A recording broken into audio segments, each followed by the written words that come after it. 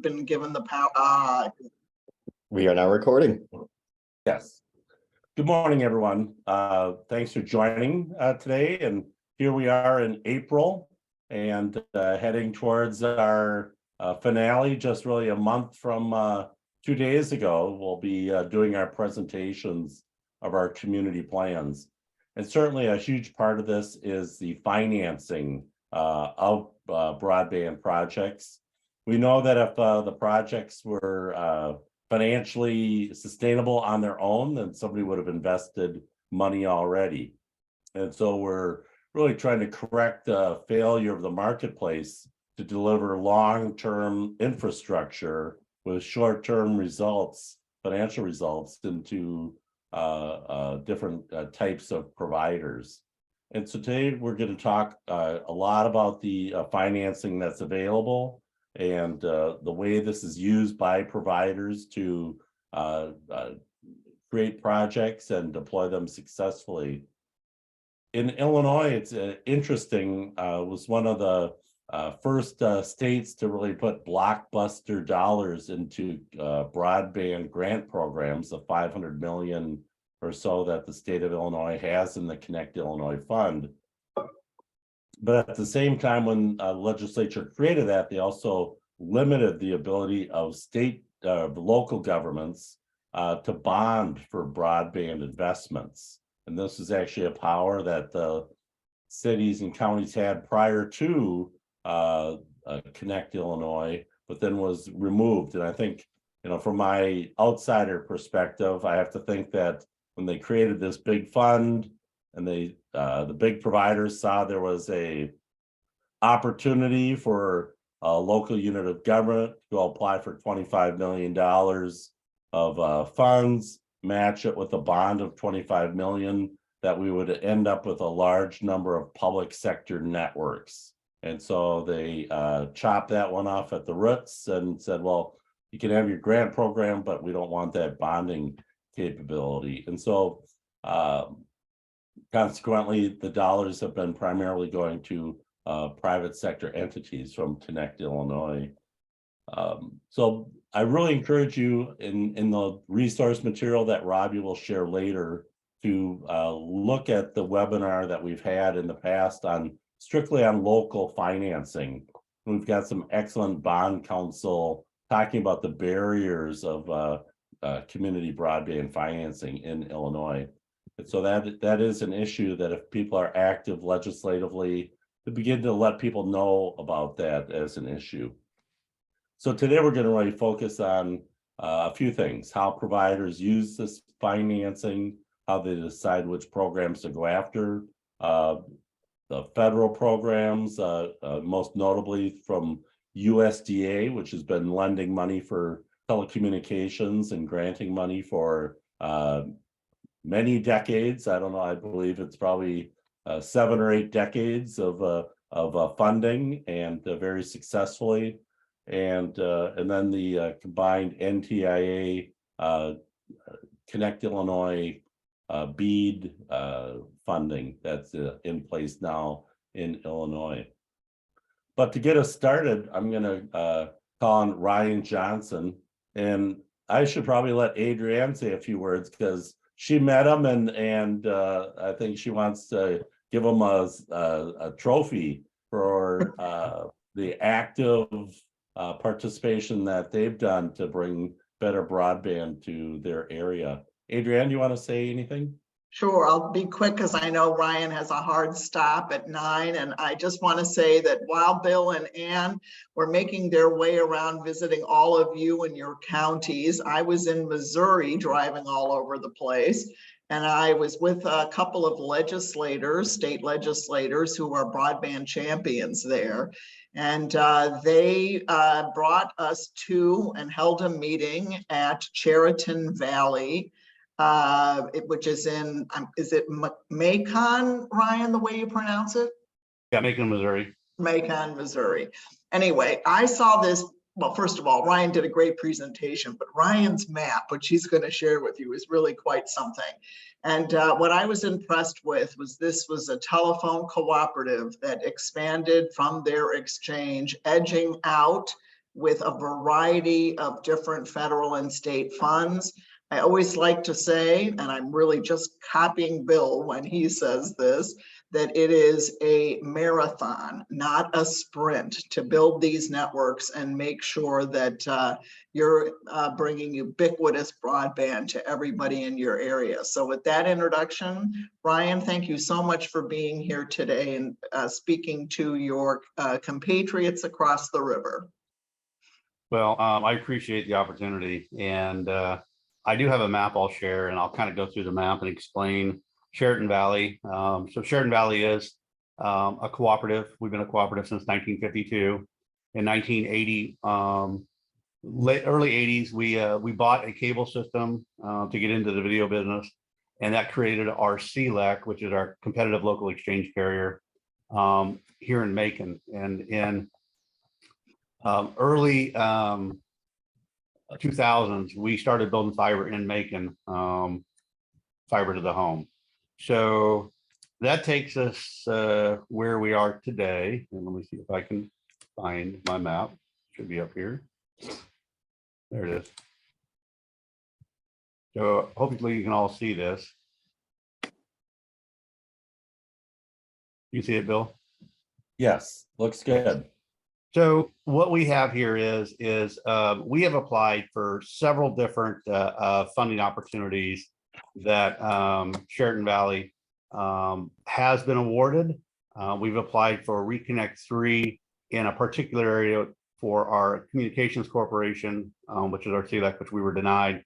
We actually have a pending application in for Reconnect 4, but we were awarded on our cooperative side $2.2 million from USDA for Reconnect 3 to help build out the last remaining fiber to the home exchange. And I'll show you here on the map, which is this area right here, the Jacksonville exchange. You can kind of see the blue lines are active fiber, the red lines are proposed fiber. So we're going to start this exchange here in Jacksonville, probably in the May to June timeframe. So that's where we stand as far as what's left in our traditional cooperative area.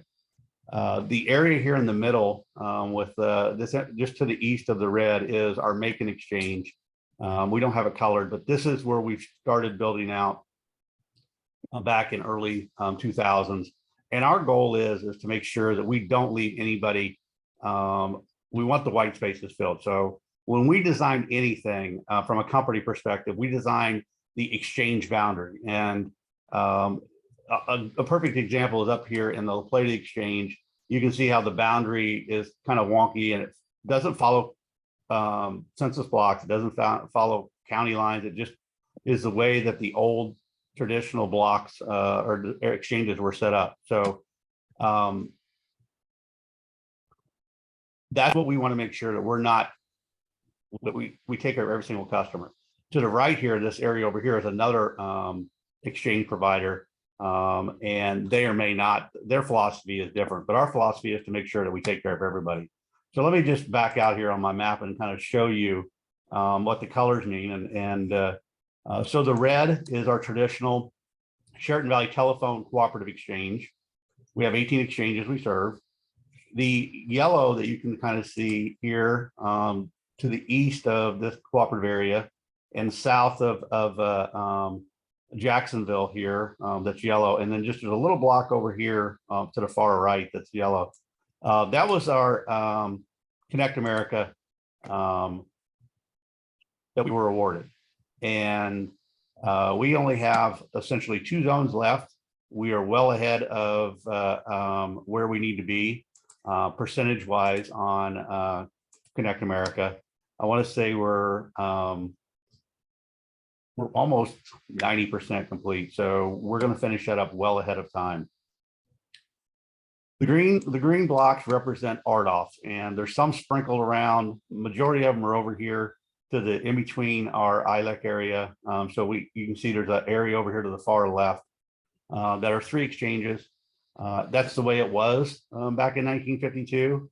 But you can kind of see how this, all of our funding really is bolt on to our existing network, and it allows us to further edge out into areas. So this white space here that was white, but now is partially green is RDOF. So all of the green represents RDOF. And again, you can see how this just basically bolts right up against our existing traditional service area and allows us to edge out into areas from our traditional footprint. The brown orange areas, if you will, that was our latest NTIA award. So we have some here on Highway 36. And then as we move over here, we get into the Hannibal Palmyra area, where we were awarded quite a bit of NTIA with awards for NTIA. The blue was our latest award from Missouri Broadband Infrastructure Grant. Is $43.4 million. That program allowed us to go after any expenses for reimbursement that was after March 3rd of 2021. So we worked with Marion County to build out west of Palmyra. We committed to $2.25 million. If they committed $2.25 million of their ARPA funds. So you can see that west of Palmyra, the fiber is blue. There's just a minor red here that we're just finishing up. And you see these two offshoots here, one into this white area and the one to the north here. These are cell sites that we own.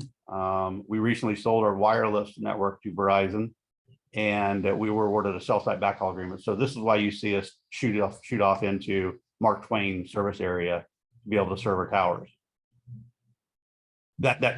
I can't stress enough that partnership with Marion County was critical, because it allowed us to build the rural area west of Palmyra in conjunction with Marion County. And it's been a fabulous partnership. We've got a little over 300 customers turned up with 300 plus more to go. And it's been a fabulous partnership. And then the blue that I talked about here along Highway 36 corridor was the Missouri Broadband Infrastructure Grant. And then you'll notice that there's some pink areas to the south. This is going to be around Paris, Missouri, just west of Mark Twain Lake. And then if you remember, I showed you up here to the north, this around north of our exchange. The reason that's pink is the Missouri Broadband Infrastructure Grant had a couple of categories. If you committed to building something, a project within a year, you got additional points. And if you committed to building with 2 years, there wasn't as many points as a year. So we color coordinated just so my team knows that the blue is a 1-year commitment and the pink is a 2-year commitment. And we've already started construction in a lot of these areas. We have construction going on right now north of Monroe City, Missouri, that will fulfill our NTIA obligation. And I'll zoom into that so you can kind of see how all this comes together. You can see there's some blocks here north of Monroe City, and we're going to continue on up into Missouri Broadband Infrastructure Grant program to finish out these from that central office while we're taking care of NTIA. That's the same thing in one of our communities west of that. That's called Clarence. We actually have a block way down here right next to this yellow block, this orange block here. So this was an area that was unserved. We applied for it, got it. So we were able to take the main line into account, building down to this area. But as you can see, when we're going down this highway and just to the left of the main highway, we're going to end up building some additional fiber to feed the Missouri Broadband Infrastructure Grant Award program. So the one thing we've learned about all of the awards or programs come out is you got to plan early. I'm not sure. I'm pretty sure from what I can gather from the state of Missouri, we're one of the only companies that will actually fully design it. A lot of them just no historical cost and they look at passing. But as you can see, we have all of our stuff fully designed before we even apply. So we get a good actual estimate of what the project's going to cost. And we write all of our grants in-house. Myself and the CFO write the grants with the information provided from our team. But the grant process, the process of writing the grants actually become fun to us because it allows us to edge out even further into the network and just expand our footprint. The next one coming up is beads. We have already done our planning of where we intend to apply at. I'm going to have the engineering team start designing that. But really what you're going to see is some additional bolt-ons to this network that may go north, south, and east to just continue to grow our footprint. Ryan, can you explain what a bolt-on is and maybe show some examples of what that means to the group? Yes. So I would consider, I'm going to use this one over here. I'm going to use Hale, Bosworth, and DeWitt. This is over here, just north of the Missouri River. So the red area over here to the far left is our 3 exchanges. Really, these have always hung out there. And customers are like, why? We don't even understand why you guys serve this. Well, that's just the way it was back in the day. So a bolt-on to us is all of the green area that's southwest of these 3, this big red area here. So this is what we consider a bolt-on. And what I mean by that is we use Future Path to build a lot of our network. And that is a duct that's approximately 2 inches in diameter. And then we usually use a 1x4 or 1x7. It has little micro ducts in it that we can build up to the edge of an exchange boundary and then take off. And a perfect example we have right now going on is basically right over here in the DeWitt exchange. Let me go to the left here. So this, you can see the fiber here is blue, and then you can see how it just takes red and it goes south and then it goes across the Missouri River and ends up in a town called Waverly, Missouri. So setting at this edge boundary, that's between this red and this green right here, we already had the duct set in there. So all I need to do is take off from that point there and continue plowing Future Path along Highway 24 all the way south of Carrollton, and then plow it all the way to the Missouri River, which we have a bridge attachment that has Future Path in it. So, and then we build into Waverly. And what we do then is after we build it, we actually just blow the fiber through the tubes.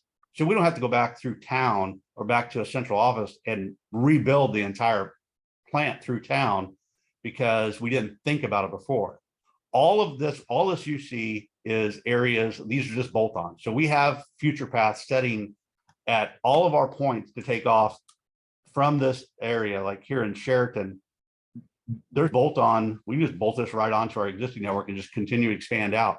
And the only thing we have to do is just increase maybe some card, maybe some central office equipment to add additional subscribers. That's it.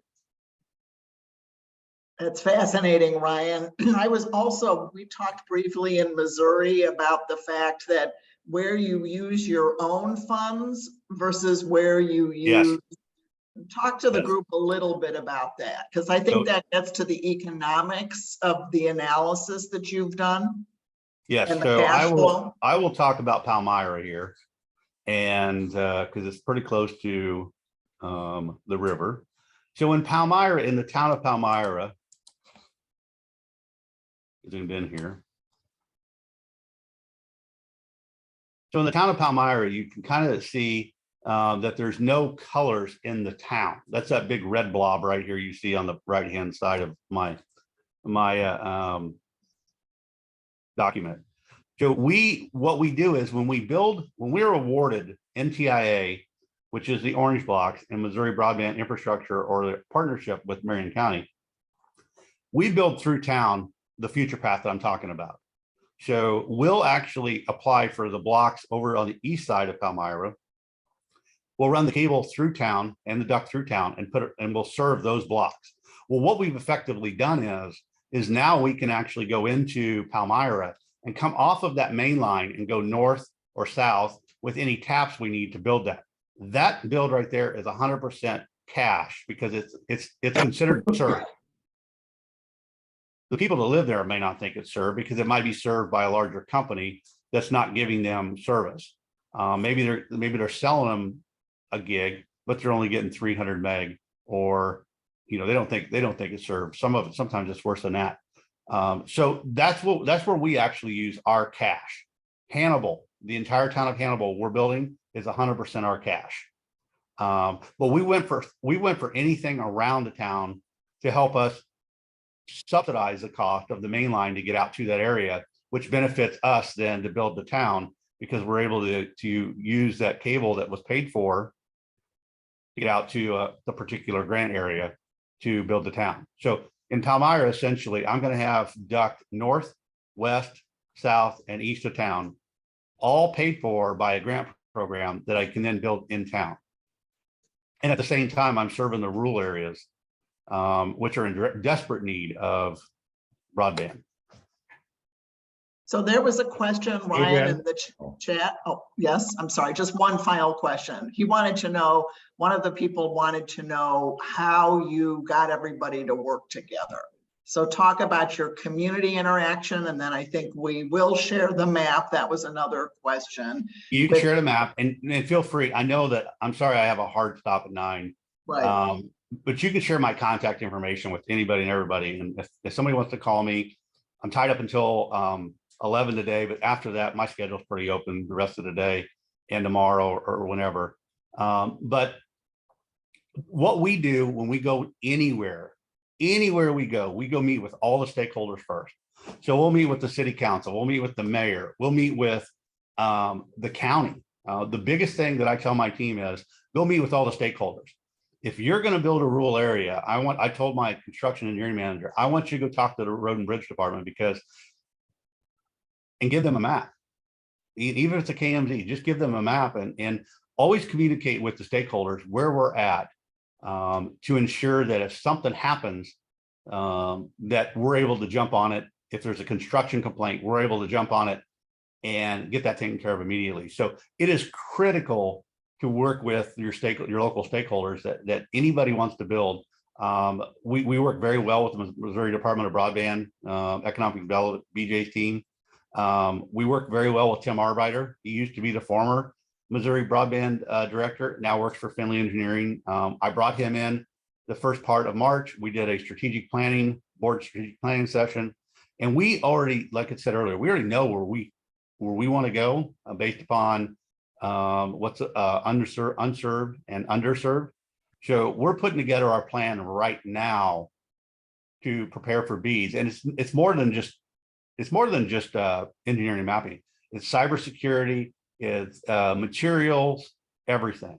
I will tell you, we placed our 2023 order for materials in May of 2022. I'm getting ready to pull together a 2024 bomb and put it in May of 2023 for delivery in 24 because of the supply chain timeline. Ryan, Thank you, thanks so much for participating today. And I think everyone on this call is saying, oh, let's get Ryan to build in our area, come across the river and come to Illinois. Well, I will say this, we did just connect with Adams Fiber at the junction of 61 and 24. I've known Jim for years. We wanted to get our networks connected. We're actually going to sell him capacity all the way to Kansas City so he can have additional redundancy in his network. But, I think it's important. There are some companies that will work with you on things. And then there are some, remember, cooperatives are independents. I mean, that's just what they are. I know in our area, some of the cooperatives wish they would have jumped on the bandwagon and built, maybe edged out in their areas. And unfortunately now, they're late to the table, and it is what it is. But I'm more than happy to talk with anybody who wants to talk, to have a discussion.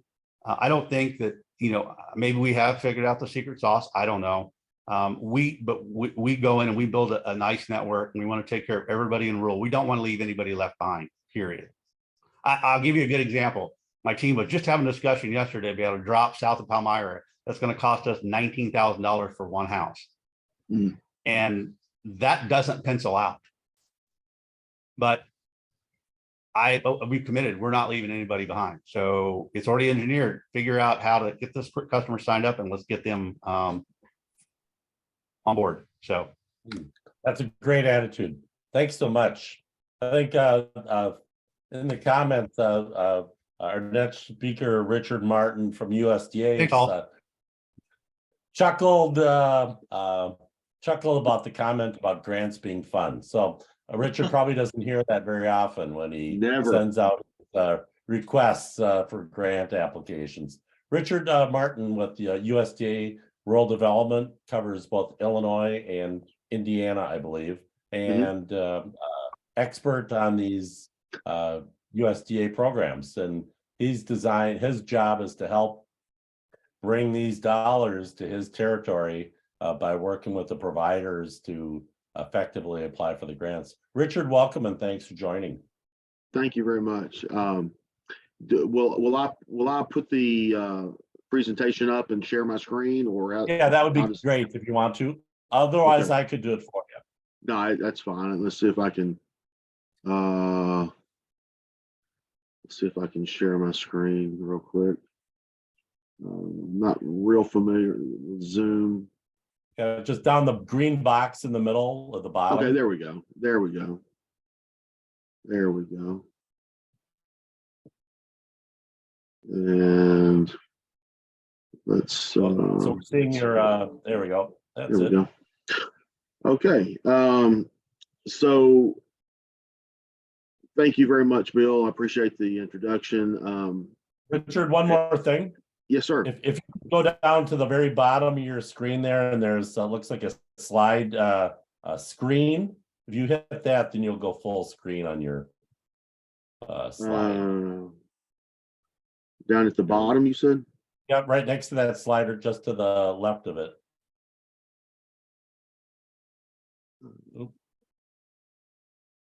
I'm not. Okay, so go on down the white. On the white background, so within the frame for your PowerPoint, you'll see next to that little toggle, you can push the PowerPoint, zoom it in and out, that toggle slider to the left. There's this little I'm sorry, I'm not following. I'm not following. Let's just go ahead then, Nancy. Okay. Go ahead, Richard. At any rate, thanks again for the introduction. As Bill indicated, I am the Illinois and Indiana General Field Representative for the USDA.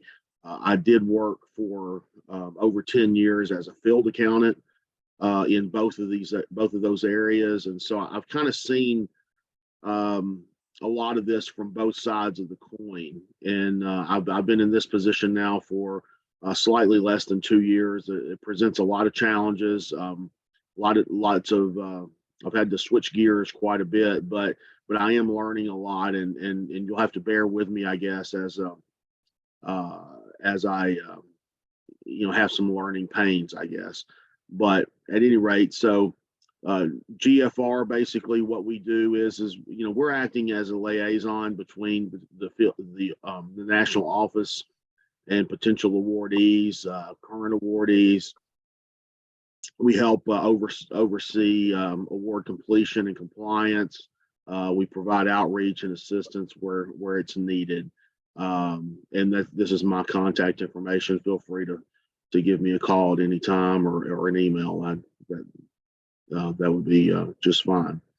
So rural development, just in a nutshell, I'm gonna run through these pretty quickly. It's a little bit of a lengthy presentation, but I'm gonna run through it pretty quickly. But basically, rural development includes 3 agencies, one of which is RUS, Rural Utility Services, and across these 3 agencies, rural development administers over 40 programs, one of which is rural electric and telecommunications programs that are administered by the national office. Started out in 1935 with REA, with electrification. moved into telephone servicing in 1949. 1995, stepped up to offer broadband, and from 2010 to present, we've approved nearly $10.4 billion in loans and grants to build out broadband infrastructure and expand distance learning and telemedicine area, services in these areas. And I kind of like it. I kind of like to think about it. I talked to my dad a lot about the quote unquote old days, and I'm a Southern boy from Tennessee, and he tells me that when he was a kid, he would go see his grandparents in the rural areas of Tennessee. I think it's Hickman County, and so this would have been in the early 40s, and at the time they didn't have electricity, and so when nightfall would come, they would turn on the kerosene lamps and so forth, and the fire, and that's the way that they heated. That's the way that they were able to read and to communicate with each other and basically not fall down bumping into everything around the house. And I like to think that in the way that REA electrified, for lack of a better term, the rural communities of America, what we're doing right now is we're bringing broadband to those same communities and basically connecting them to the rest of the world, and in ways that they are kind of shut off right now. So what we're doing is a very important function, and and we're all working together to serve that need. So funding for broadband, we have telecommunications infrastructure, which is your traditional loan program, rural broadband program, which is not currently really being used, Community Connect program, which is in play, and the Reconnect program. Telecommunications provides loans and grant funding to expand broadband networks, primarily serving rural residents. You can see the eligible entities are state and local governments, tribal units or tribal entities, nonprofits, for-profits, LLCs, and partnerships. We have municipalities get involved and so forth. Eligible projects are based on regulation and funding announcements, and are financially and technically feasible, and meets non-duplication requirements. Application periods, except for the infrastructure program, the applications are accepted on an annual basis during the release of a funding announcement. So infrastructure program awards or loans, grants, they can be applied for at any time. Moving forward, here's some statistics. Again, you can see that the applications are accepted year round.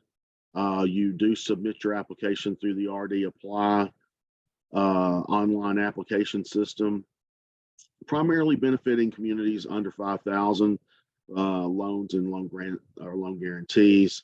You can see that there's a lot of money that has been allocated to these projects over the last several years, and you can see that not as much has been expended or has been granted, I guess. And a lot of that has to do with the fact that the Reconnect program has taken, the front seat, I guess, in that realm. So the infrastructure program loan terms includes a 2-year principal deferral, interest rate at the cost of money, and the loan maturity is the life of the facility's finance plus 3 years. And staff, we have staff that can assist and review loan applications before your submission. The rural broadband program, we won't talk much about this because its applications are not currently accepted, and the program is essentially closed at this time. So we will move forward to rural broadband. No, I'm sorry, excuse me, Community Connect. Community Connect, we just had an application an application process that just ended in March. I'm sorry, excuse me. Connect. I'm sorry. The Community Connect is now in play. I was thinking DLT.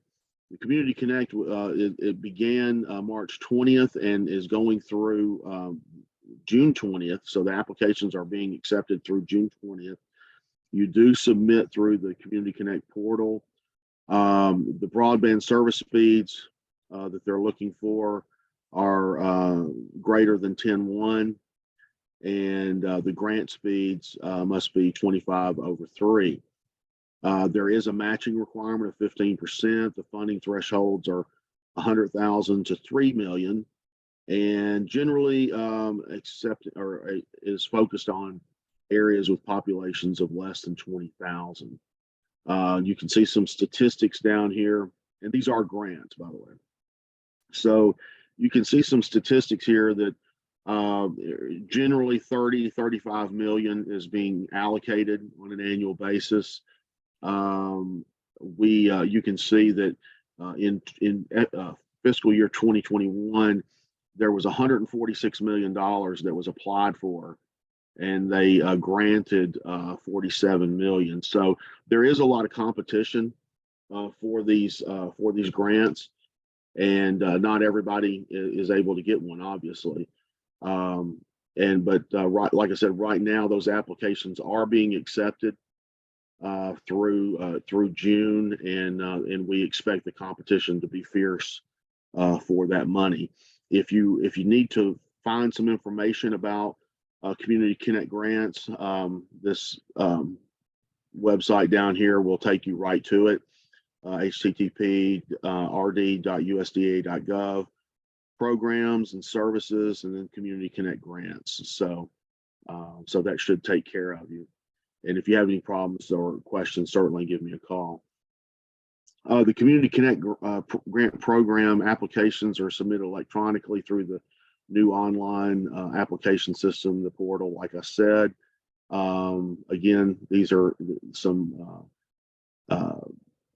information on how to get on those websites.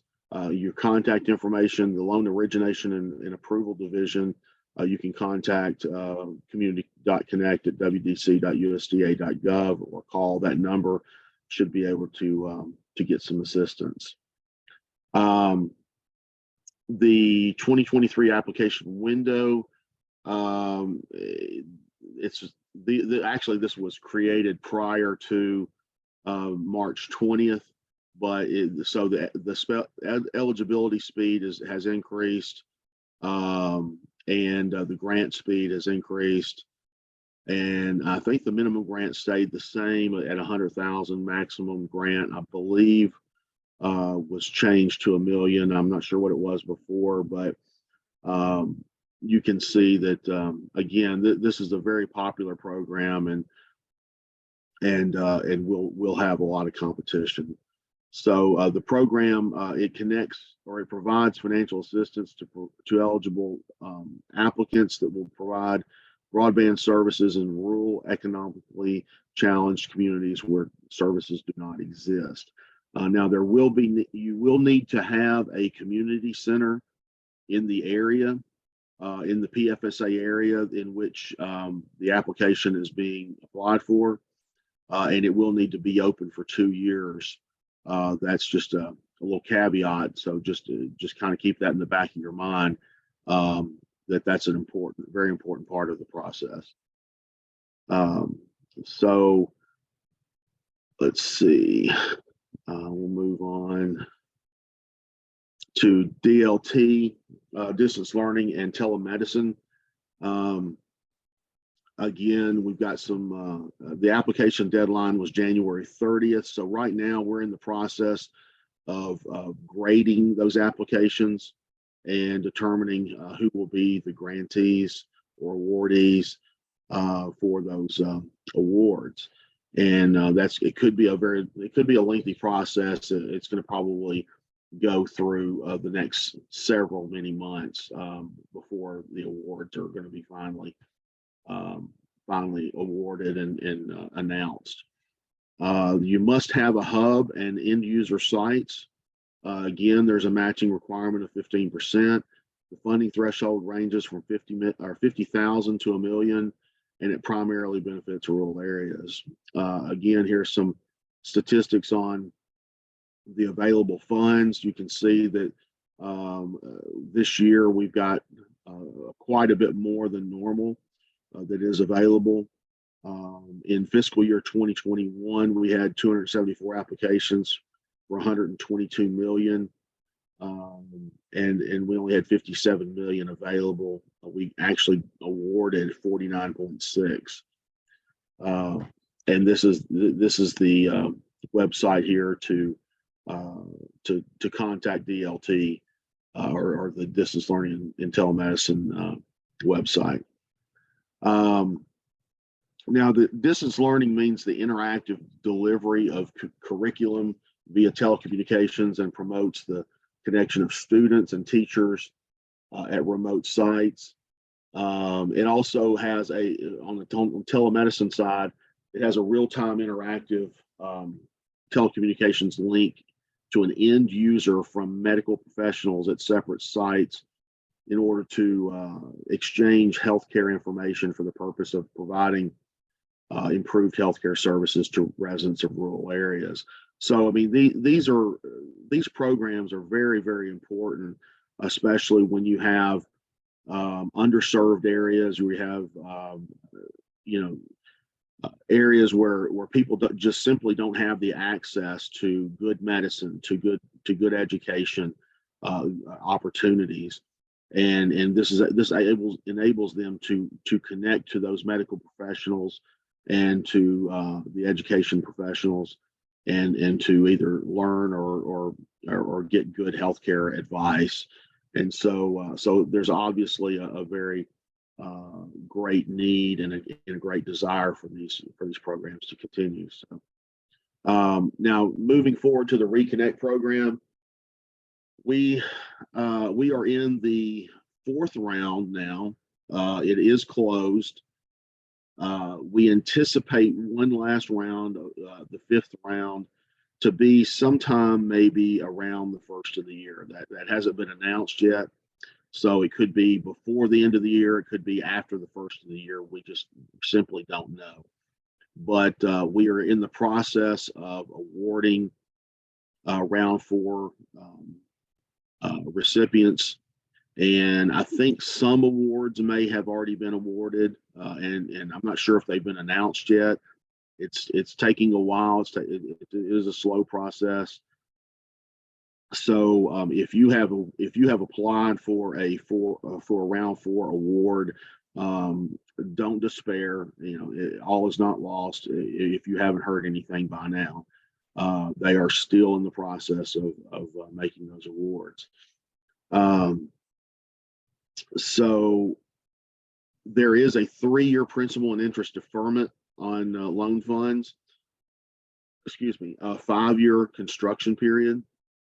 Applications require annual unqualified comparative audit for eligibility. It's a very important part. I know it's an expensive requirement for a number of small organizations, and that can be an impediment, especially if you're applying and you don't know if and you're not sure if you're going to get an award or not, and then you incur these expenses. So it isn't for the faint of heart, but if you do receive an award, it is worth it. The FOA, the FOA, contains important eligibility scoring and application requirements for the funding window, and the Infrastructure Investment and Jobs Act authorized $2 billion for additional Reconnect funding in round 3 and 4.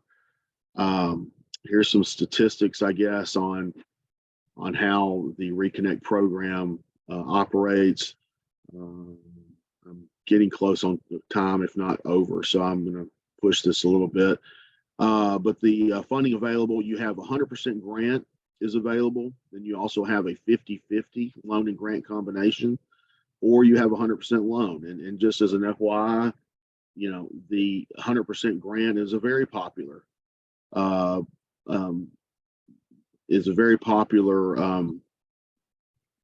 funding opportunity. People really want that free money. And so it's due to its popularity, there's quite a bit of competition for that money.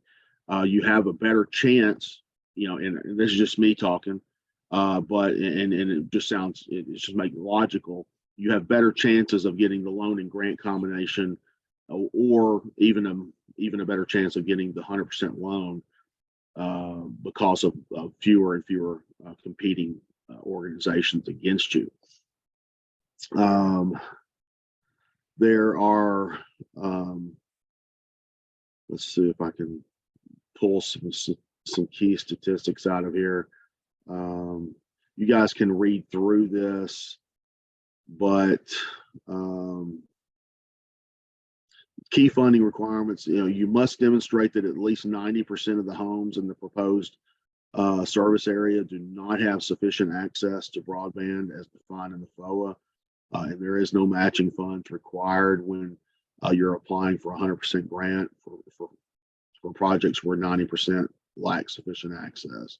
With 100% grant up here, 25 or competitive review is based on scoring criteria. 25% cash is a match as a requirement as well.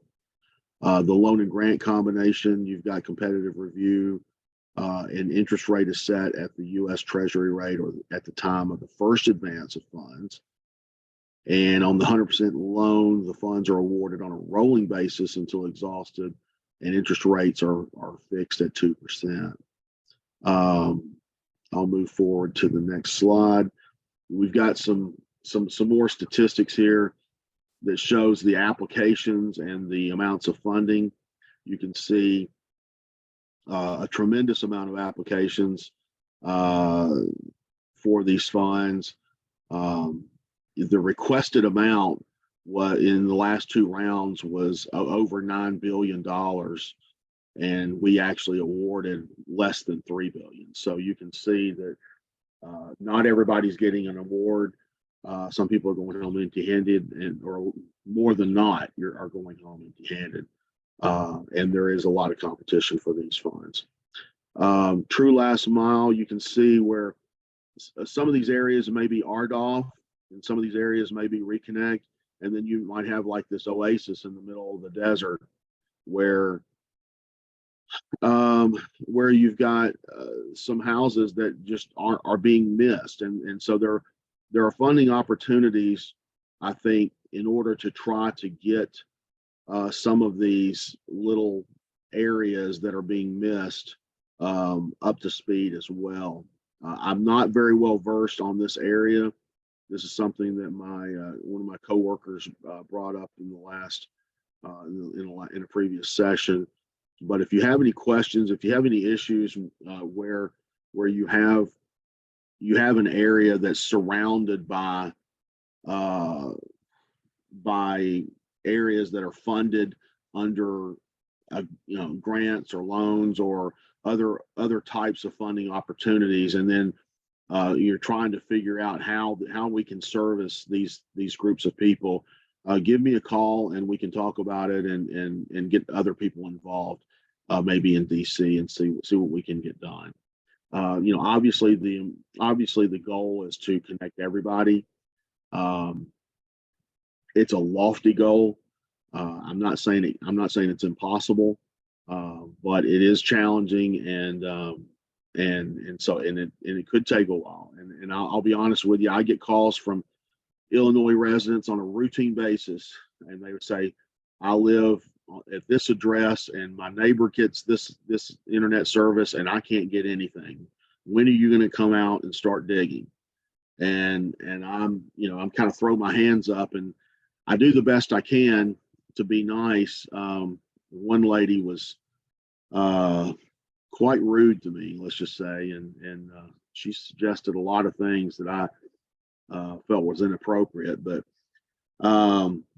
we can't please everybody, but at the same time we're trying to be cognizant of the fact that people have needs, and they see their friends and their neighbors getting this internet access, and they want it too.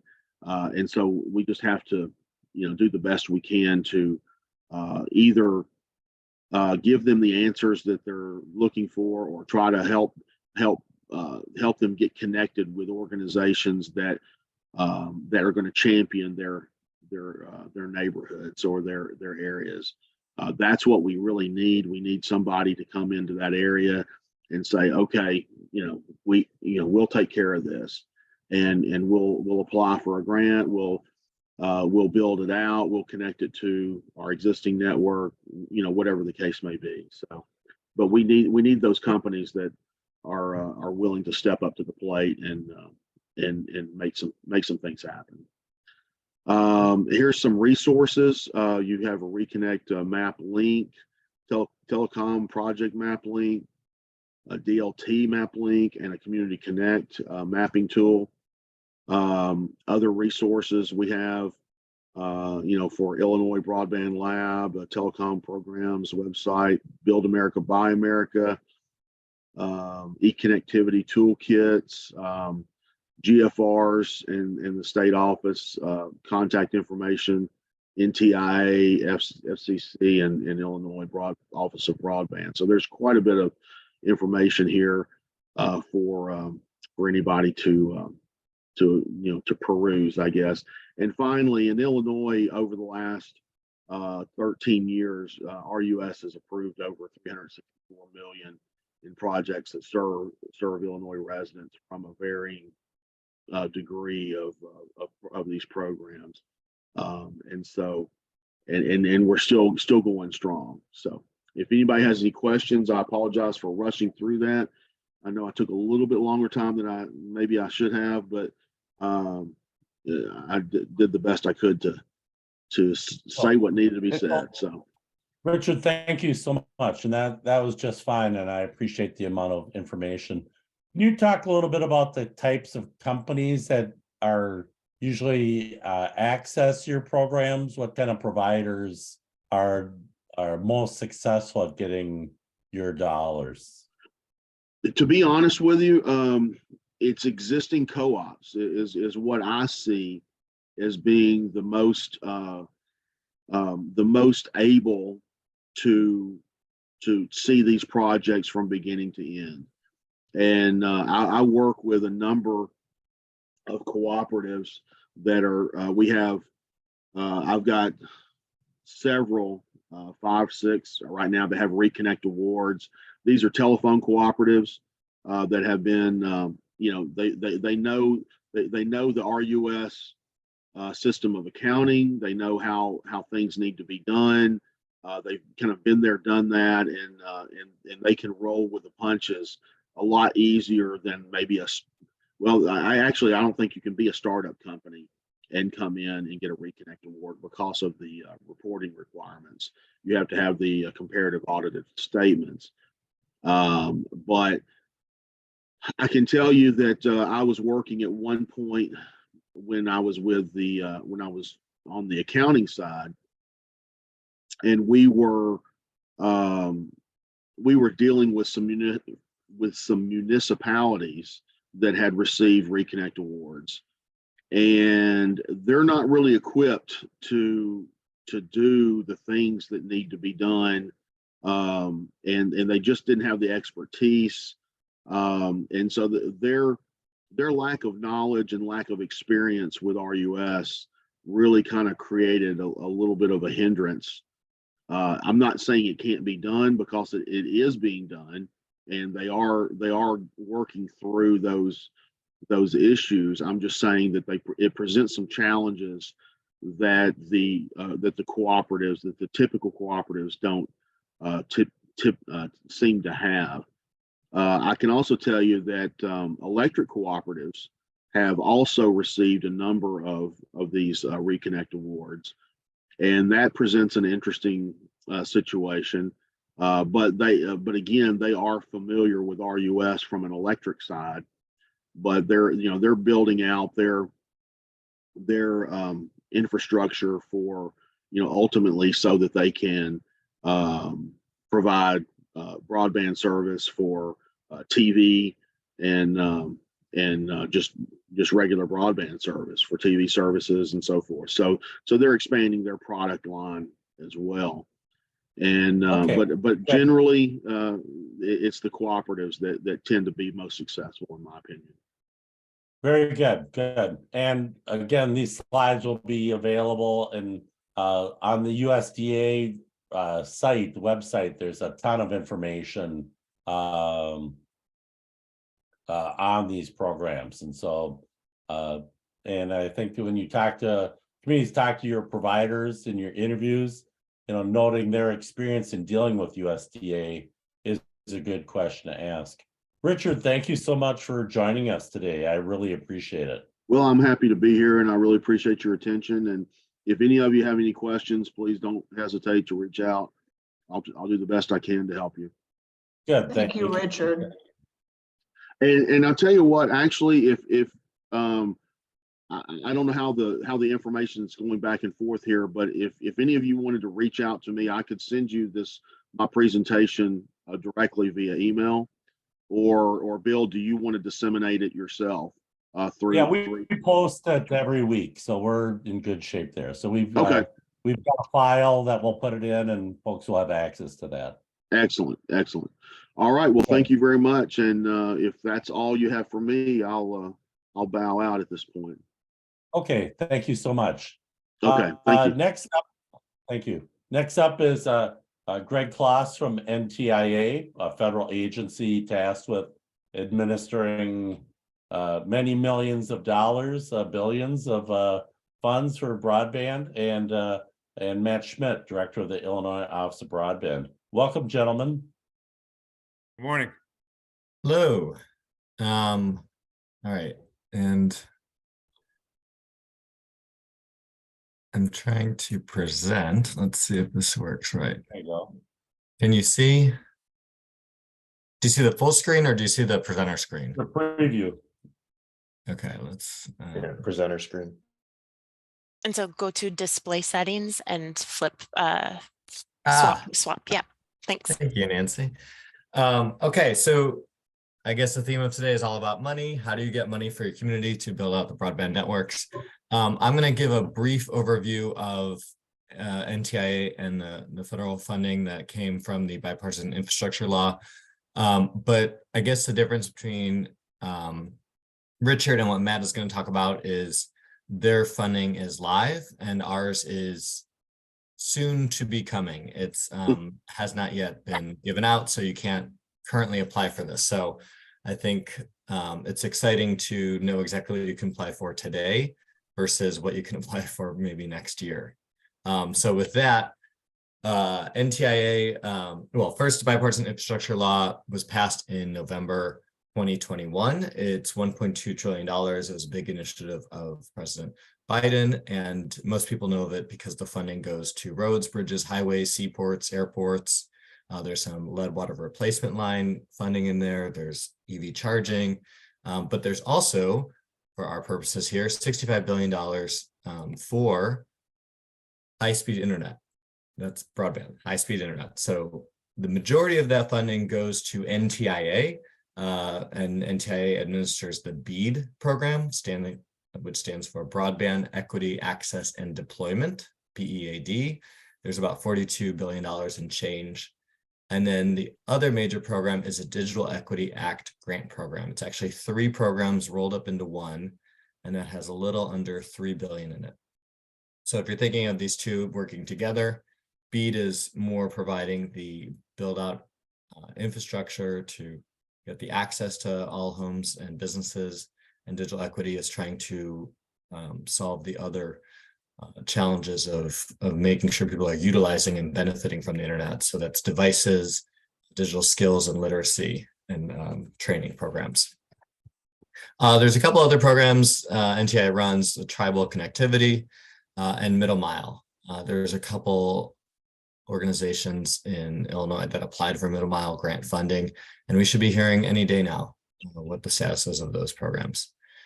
From the bipartisan infrastructure law, there's also some funding for the FCC, which they administer the Affordable Connectivity Program. So that goes through FCC. USDA also got some, and then there's some other authority in there, but that's all total the $65 billion. What's different about this, the BEAD program than other grant programs like RDOF or CAF is Congress tried to do a different approach. So Congress said, let's get this money down to the states where they're best equipped to know the problems and figure out local solutions. And so instead of this being awarded and administered in DC, all the funding goes straight to the states, which then figure out sub-grantees. And sub-grantees for BEAD are wide and all-encompassing. So they can be your traditional internet service providers. They could also be electric co-ops, telephone co-ops, public-private partnerships, which there's a couple of in Illinois. Could even be a public owned and administered internet service provider. So like the city of Highland, Illinois, and Metro East, they run their own fiber network, and anything else in between.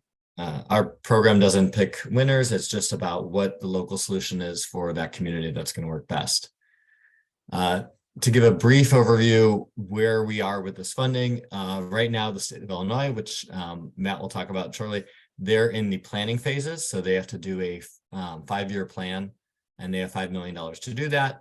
They're collecting data, they're looking at mapping, doing listening sessions and other programming like this, and all of that's going to roll up into a plan of how the state is going to tackle the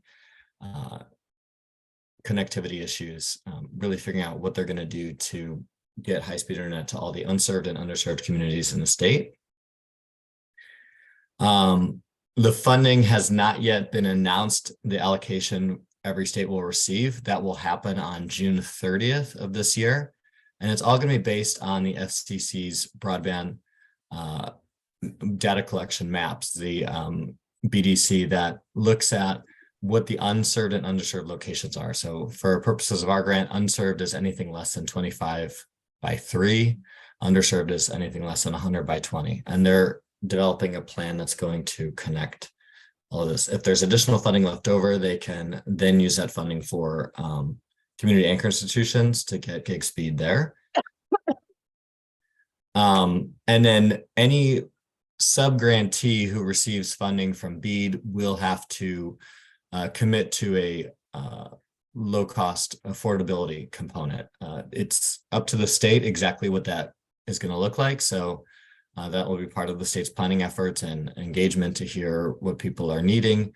But one thing that NTIA points to is the FCC's ACP program. It's a successful program, and it could be that the state uses that as their barometer for low-cost option, or they develop their own solution. I won't predict now. The other program to touch on briefly is the Digital Equity Act Grant Program. So similar to BEAD, the state is now in a planning phase where they're doing listening sessions throughout the state. They have to develop a digital equity state plan that's due in November of this year. And they're really hearing their first asset mapping. Where are all the providers? What are the services being offered? What are the devices being provided? Where's the need? And then looking at the gaps. How can they support those efforts? What efforts need to be supplanted? And they have to, by law, look at the 8 specific covered populations in this group. So it's low income households, aging populations, incarcerated individuals. That includes currently any state incarcerated individual, veterans, people with disabilities, people with language barriers or language literacy issues, racial and ethnic minorities, and rural populations. So the state's plan will target each of these 8 populations and really think through how can they support all 8 groups to achieve digital literacy and digital access. Working together, the BEAD and Digital Equity Act Grant programs, the goal is in 5 years or so, when the funding is all expended, that everyone has access to high-speed internet, that it's affordable, and that they're able to support a monthly bill. and they have the digital skills and the devices to benefit and utilize the transformational powers of the internet, that I like to call it. And so that's a quick walkthrough. This it's a multi-year program, and we're only just beginning with this funding. And so I will turn it over now to Matt, who will talk about current opportunities with the state of Illinois. Well, thanks a Thank lot, you. Greg. Thanks, Greg. I am going to share my screen because I scaled back my slides a little bit here. And folks, if you can gather what you're hearing, I now work for Greg. So NTIA has a lot of resources and a lot of I think a structure that's going to help states around the country get this moment right. So we're really looking forward to the partnership, and in the year ahead, it's going to be a combination of both all the planning, the engagement that Greg spoke of, and also investing, because round 3 of our Connect Illinois program is live, and we have $350 million of non-BEAD funds that we want to move and invest in meaningful projects around the state before the BEAD dollars show up. And so I wanted to take a moment and just talk a little bit about how these funding streams really complement each other. Real quick, back in 2019, we had the $420 million investment in broadband that was part of the Rebuild Illinois infrastructure plan. So that stood up round 1 and 2 of the Connect Illinois Broadband Grant Program. We have those dollars moving out the door. Some of those dollars are going to be set aside for investment after BEAD, years into the future. But in the meantime, we have moved into round 3 of Connect Illinois, which leverages both some residual state dollars and also American Rescue Plan Act dollars. So the ARPA Capital Projects Fund, $350 million.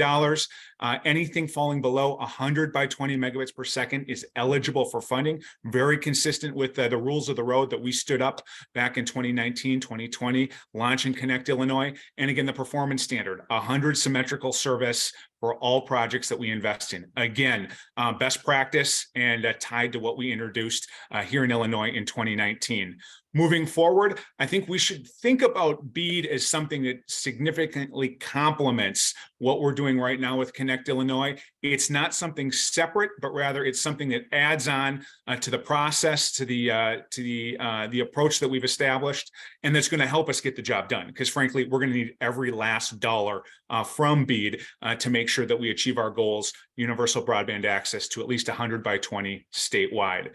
So I could say a lot about this table. I'm happy to share it. You'll see the slides, but it's just important to kind of break down how these funding streams complement each other. And I think in Illinois, we're really blessed to be in a position where we're not going to be having to shift our approaches midstream. We really can build on the momentum that we're creating.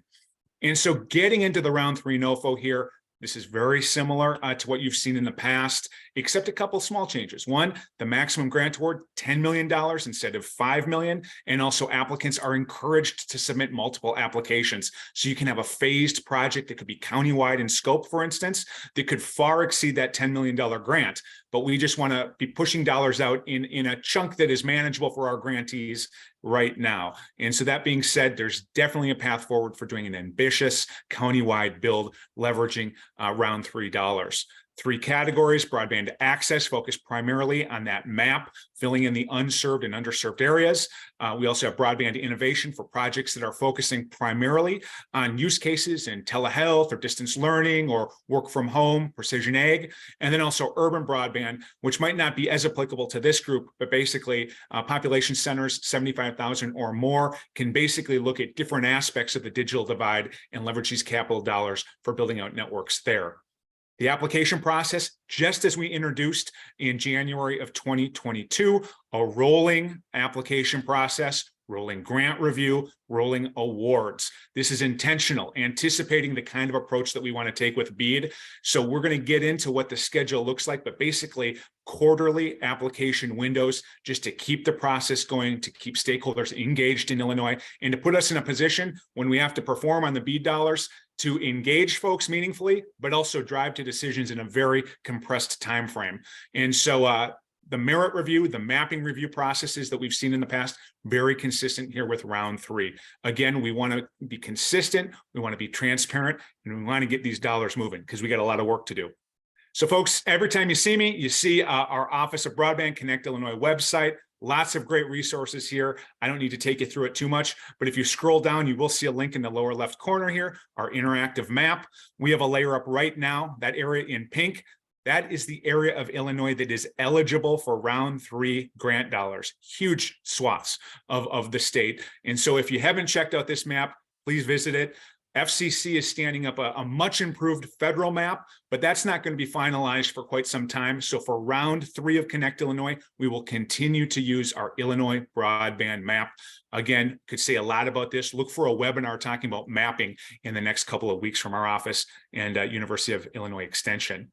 Returning back to our website, you scroll down some more, you're going to see additional information about broadband grants, our round 3 NOFO, the application packet. The first section of it is our overview that provides a little bit more guidance about round 3 of Connect Illinois. And then the second part of that application template is actually the template for filling out, submitting an application for round 3 dollars. What you're seeing on the screen right now, these are the values that have really underlied our approach to Connect Illinois, have been consistent from day one. I won't get into these, but these are the sorts of things that we really believe put a community, put a provider in a position to get it right and to be able to benefit from high quality service well into the future. Now, getting into that NOFO here, just want to highlight a couple of things. Within the past week, we have updated the NOFO that was posted in January of 2022 after a year-long pause due to administrative rulemaking. Very little has changed and nothing substantially. So if you're a provider or community applied in 2022, you do not have to reapply. Those 100 plus applications that we received last year, we're going to be going through the merit and mapping review process in the weeks ahead. That being said, a couple of small changes. The new NOFO modification includes a section on definitions, just so we're very clear about terms that we're referring to. Secondly, we further clarify our mapping review and merit review processes. We have confirmed the reduction in the match priority from 50% to 30%. Round 1 of Connect Illinois, hard and fast, 50% non-state match requirement. Round 2, we relaxed it. And in round 3, we are very explicit about the fact that a match at all is not required, but on a sliding basis, you're going to be getting points in your applications for any match that is 30% of total project costs or more. Hence the priority shift from 50% to 30%. If there are any questions about the NOFO, happy to address those. Basically, what we're doing right now is we're giving 2022 applicants an opportunity to resubmit or at least update their budgets, given the fact that a lot might have changed in the last year in terms of inputs and costs. But we are rolling right into our mapping review, merit review processes.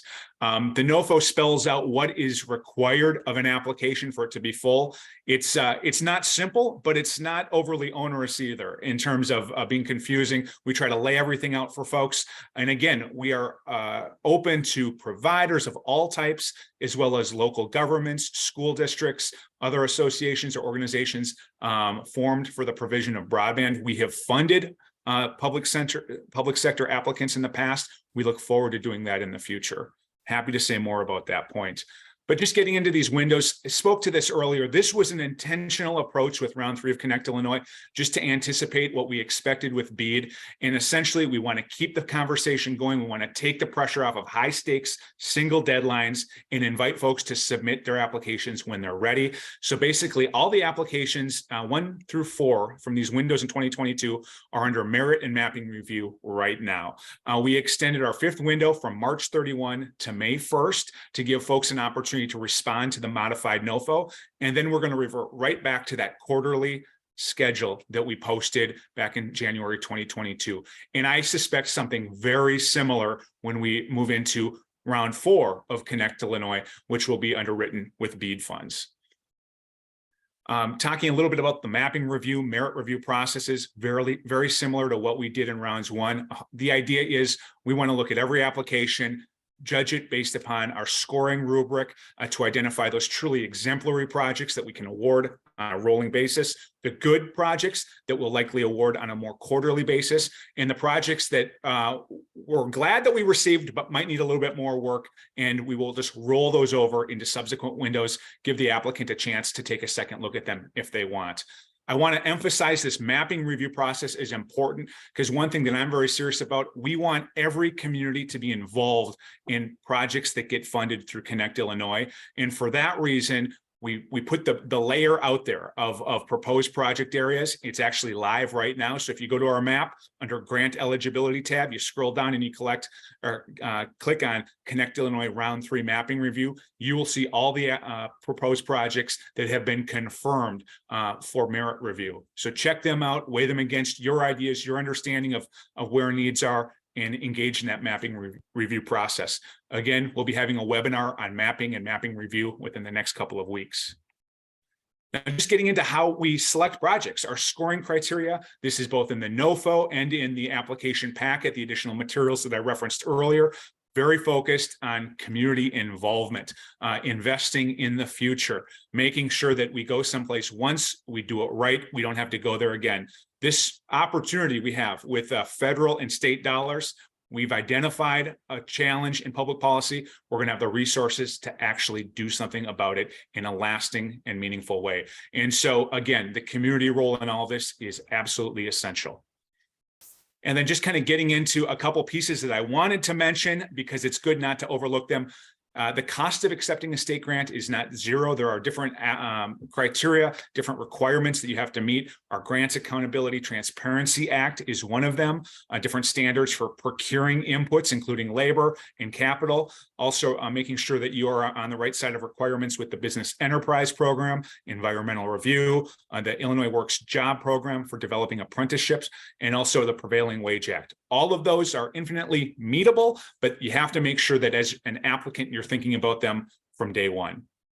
And so just real quickly, just showing you what our application packet looks like, additional guidance, information regarding round 3 of Connect Illinois found in part 1 on our website. And then part 2 is actually the application template itself. You can scroll down, it's a fillable PDF. We try to lay it all out there, what we want and where we want things organized. With that said, I will stop, catch my breath, address any questions you might have. Thanks, Bill, Adrian, everybody for the opportunity to join today. Yeah, and I would encourage people, I think, Matt, it was not too long ago that you had a hour-long session That's right. on your programs. And so That's right. maybe Nancy can put that link of the archive in the chat to Robbie and people can really dig in deep on that. After they've reviewed the application, all the materials, I think that will help bring a lot of clarity. Matt, I think your program is pretty unique in the flexibility on match, recognizing both the costs of deploying in rural plus some of the costs brought in by the program. So congratulations on that. I think that's a great approach. Thanks, Bill. It's building off of best practices from around the country. So credit to all those other states that did it first. Good, thank you.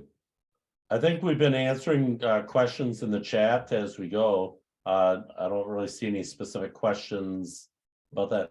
Matt, can you talk a little bit about the importance of community support to the grant applications? You know, there's some people who might apply for a grant that may not be the provider's first choice or the community's first choice. What's the role and how does that happen? Yeah, and you can see the screen I'm showing right now. I mean, clearly community support is something that we have identified and we put points towards it. And it's actually something that presents itself in different ways.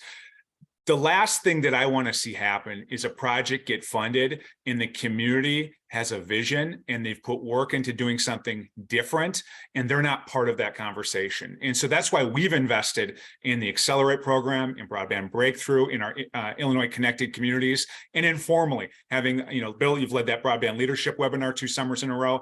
It's really important for that community voice to be heard, and it can't be heard effectively unless the community is really engaged. So kudos to everybody for what you're doing today, what you've been doing the past several weeks.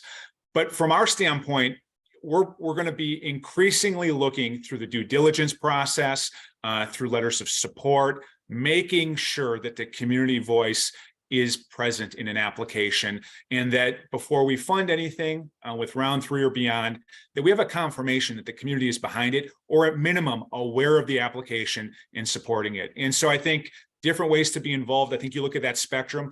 Ideally, we would love to see communities put some funding into these applications. So with those ARPA, local fiscal recovery fund dollars still available at the local level, That's a great use of those dollars if you've got anything on the bottom line. Beyond that, I am in regular conversation with different resources in Illinois and beyond to help communities that might want to look at innovative local finance to help with a project. So let me know if you've got any questions there. Bill spoke about some unfortunate legislation that is hindering, I think, the ideal approach to local, state, federal partnership around broadband deployment. But that being said, I think we do have different tools in our arsenal, and just want to emphasize again, whether you're investing dollars at the local level in a partnership, perhaps with a provider or with the state, or whether you're just setting a vision and being active in the conversation, that kind of engagement is really important. And again, there's a whole spectrum, but you guys know that all well. You spent a couple of months with Bill, but we really value that on our end too. Well, there's a, I see I was going to say a question from Hancock and one in the chat, Bill. Hi, Matt. This is Sam Harnack from Hancock County Economic Development. I'm just wondering, with your community support spot there, I'm just wondering if the information we're getting from the surveys that we're doing here, I don't know if you know anything about the program. Is there going to be a spot? I mean, like, we have so many broadband stories at this point, and there is so much, as I speak to people, I hear so much need. Yeah. Is there a way to help, I don't know, maybe organize that, or I guess I'm not sure if that counts as community support in your mind. Oh, absolutely. I think, and so it's a way of, okay, how do you integrate that into an application so we can objectively score it and give a community or an application that includes that community participation the credit you deserve. And so that's why, as you go through this process, you're engaging with different providers. You might be putting together an approach for going after funding for a broadband build. Really integrate that effort, that engagement, what you found through those survey instruments into your application. That means so much to us to know that you've invested this kind of time and you're bringing information, insight into the approach that you as a local government, a county, support. And so there's different ways of doing it, but that's one. And I really encourage you to do that. Okay. I mean, we've had so much participation from businesses, farmers, community members, everybody of all ages have said, we need this. This is great. And so to me, that's a big, important thing. I guess I want to make sure that that's worth putting in there. So thank you. Absolutely. And another point I just want to hammer home here, folks. Never before have we seen in the broadband space the opportunity, the obligation to get this job done right. I mean, I think Greg, alluded to it. We have to make sure that every last home, business, community anchor institution is connected with these dollars. This isn't a matter of like pie in the sky wishful thinking. We're going to do it, and you're helping us do it right. And so this is going to get done. It has to get done. And so every minute you put into this, I think, is going to lead to a better outcome. Thank you. Good. Thanks. Sydney, your question?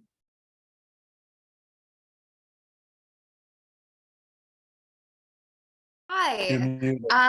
Really, my question was just, I know that applying for grants are a bit difficult, especially at an organization that's at a small scale.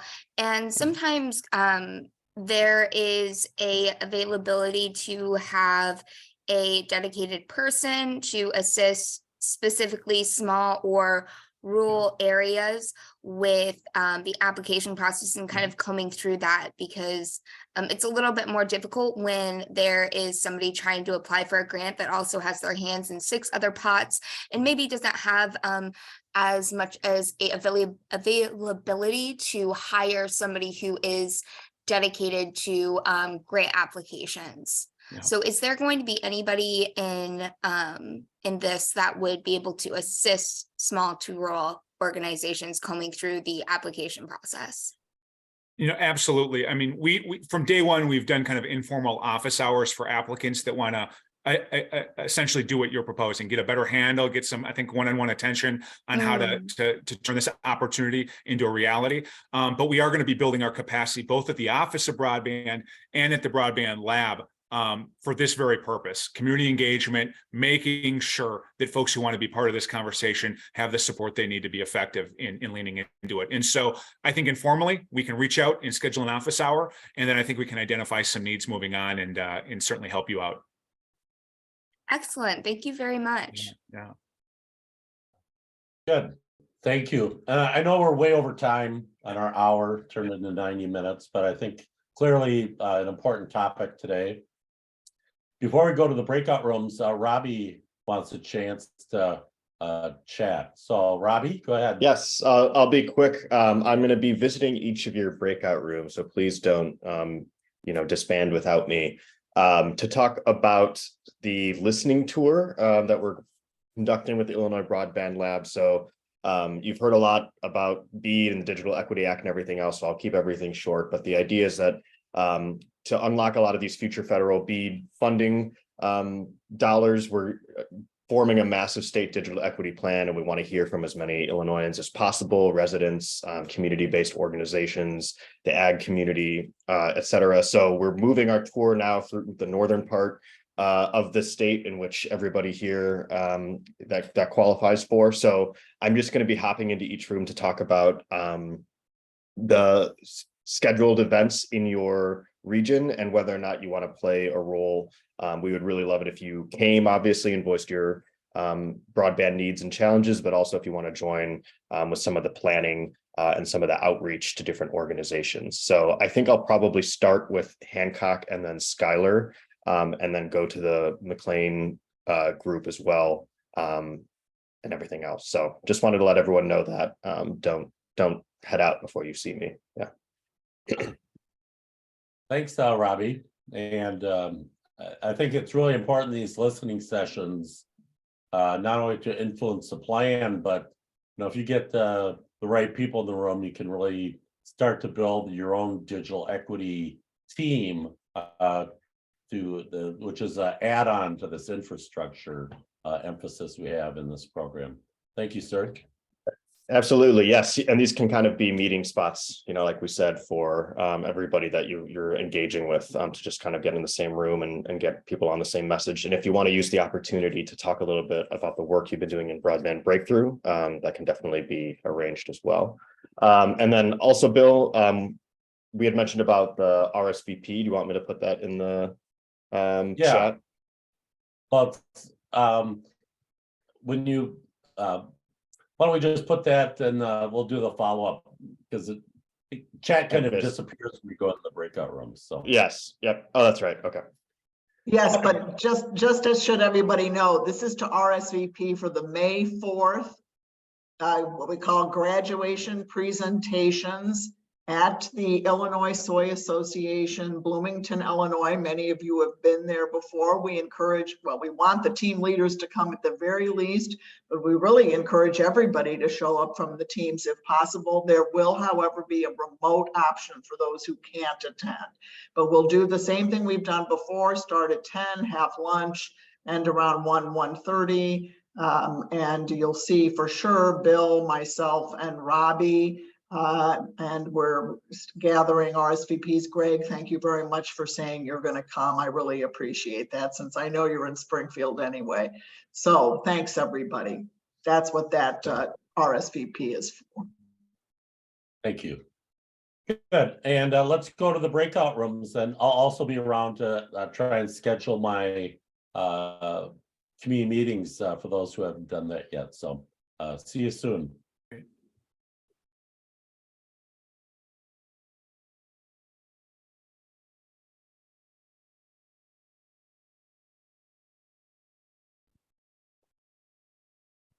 Nancy, do you want to open the breakout rooms? There we are. Thanks, everyone.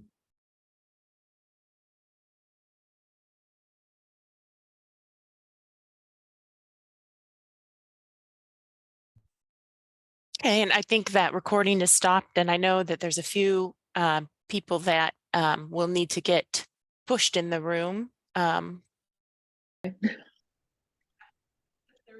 lot of information, and some of it came really fast. So Definitely. So I'm going to talk with Bill. I feel like this one should have been probably divvied up a little bit more because it seemed like there's a lot of excitement around, obviously, the financing of all these sorts of things. So it's fine. I mean, especially if we have the recordings, I think it'll be, we can go back through and listen. Yeah, the follow-up will be important, I think, or the follow-up email on this one. Is this everyone from the group? Sorry, I don't want to interrupt what you guys are doing. No, well, I mean, it's everyone who's here today. We don't have everyone.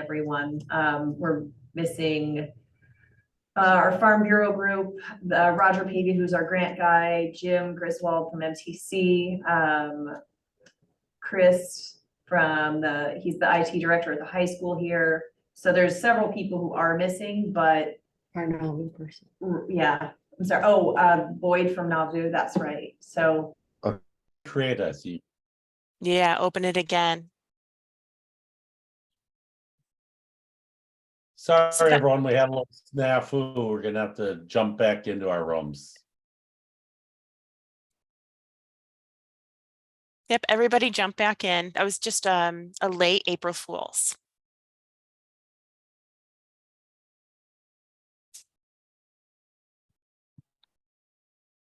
So I see we got some laughs on that one. So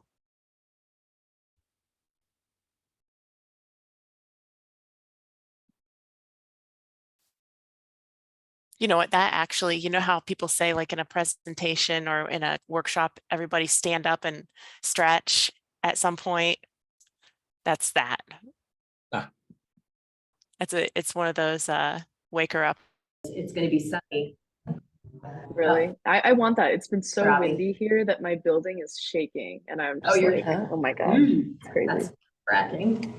All right, Robbie, I see you're back. I'm back. So yes, thank you all for letting me kind of crash your little breakout room. It's been a bummer that I haven't been able to get around to everybody, but I'm hoping to see people May 4th, potentially for that kind of graduation type day in Bloomington.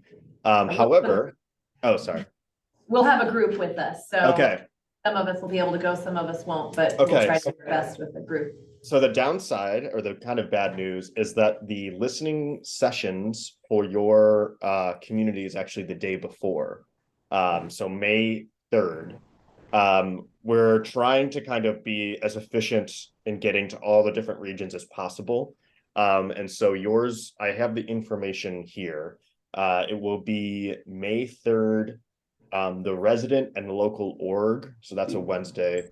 The resident and local organizations or community-based organizations or nonprofits is aiming to be 12 to 1. And then there will be another one from 6 to 7. And those will both take place in Macomb, the City Hall building there. Or Macomb, sorry. Macomb? No, I know. That was one of those in my mind, don't say Macomb things. And then, yeah, couldn't and help I know yourself. for sure it's Macomb. That's not a my. So is this something, I guess, I want to understand a little bit more about what this is. If you can explain it better. Yes. So the Illinois Office of Broadband, kind of Matt, and then the Illinois Broadband Lab, one of our main priorities now, in addition to going through all these applications, doing the mapping for Connect Illinois, is prepping for the federal BEAD funding and Digital Equity Act funding that Greg talked about. And so the timeline for that is that funding will eventually sort of move into the Connect Illinois program that Matt talked about, essentially as round 4, but it's not supposed to sort of kick in until 2025 or so. And so there's a lot of kind of steps that every state has to take in order to like position itself to get that funding from NTIA. And so the main thing for this time period is submitting a state, both a BEAD plan and a digital equity plan. So we're in the process of doing the different things that are required for those plans. Okay. So one of them is doing these kind of regional listening sessions. So we're probably going to end up doing well over 40, it seems like, across the state throughout. We've already done a lot in the southern region of the state. I think there's like central region stuff happening right now in Effingham and Champaign. and then we're kind of going north.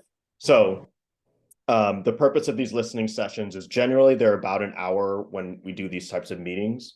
It's about 10 or 15 minutes of someone from the Illinois Broadband Lab. It'll be me in Macomb, where I talk a sort of condensed version of what you heard from Greg and Matt today, of just sort of like, here's the situation of broadband, the main situation of broadband of the Illinois Office of Broadband.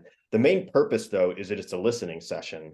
And so we'll have assistants there basically facilitating a discussion to basically hear from residents. Now, you are all, at an advantage of having done the surveys and everything.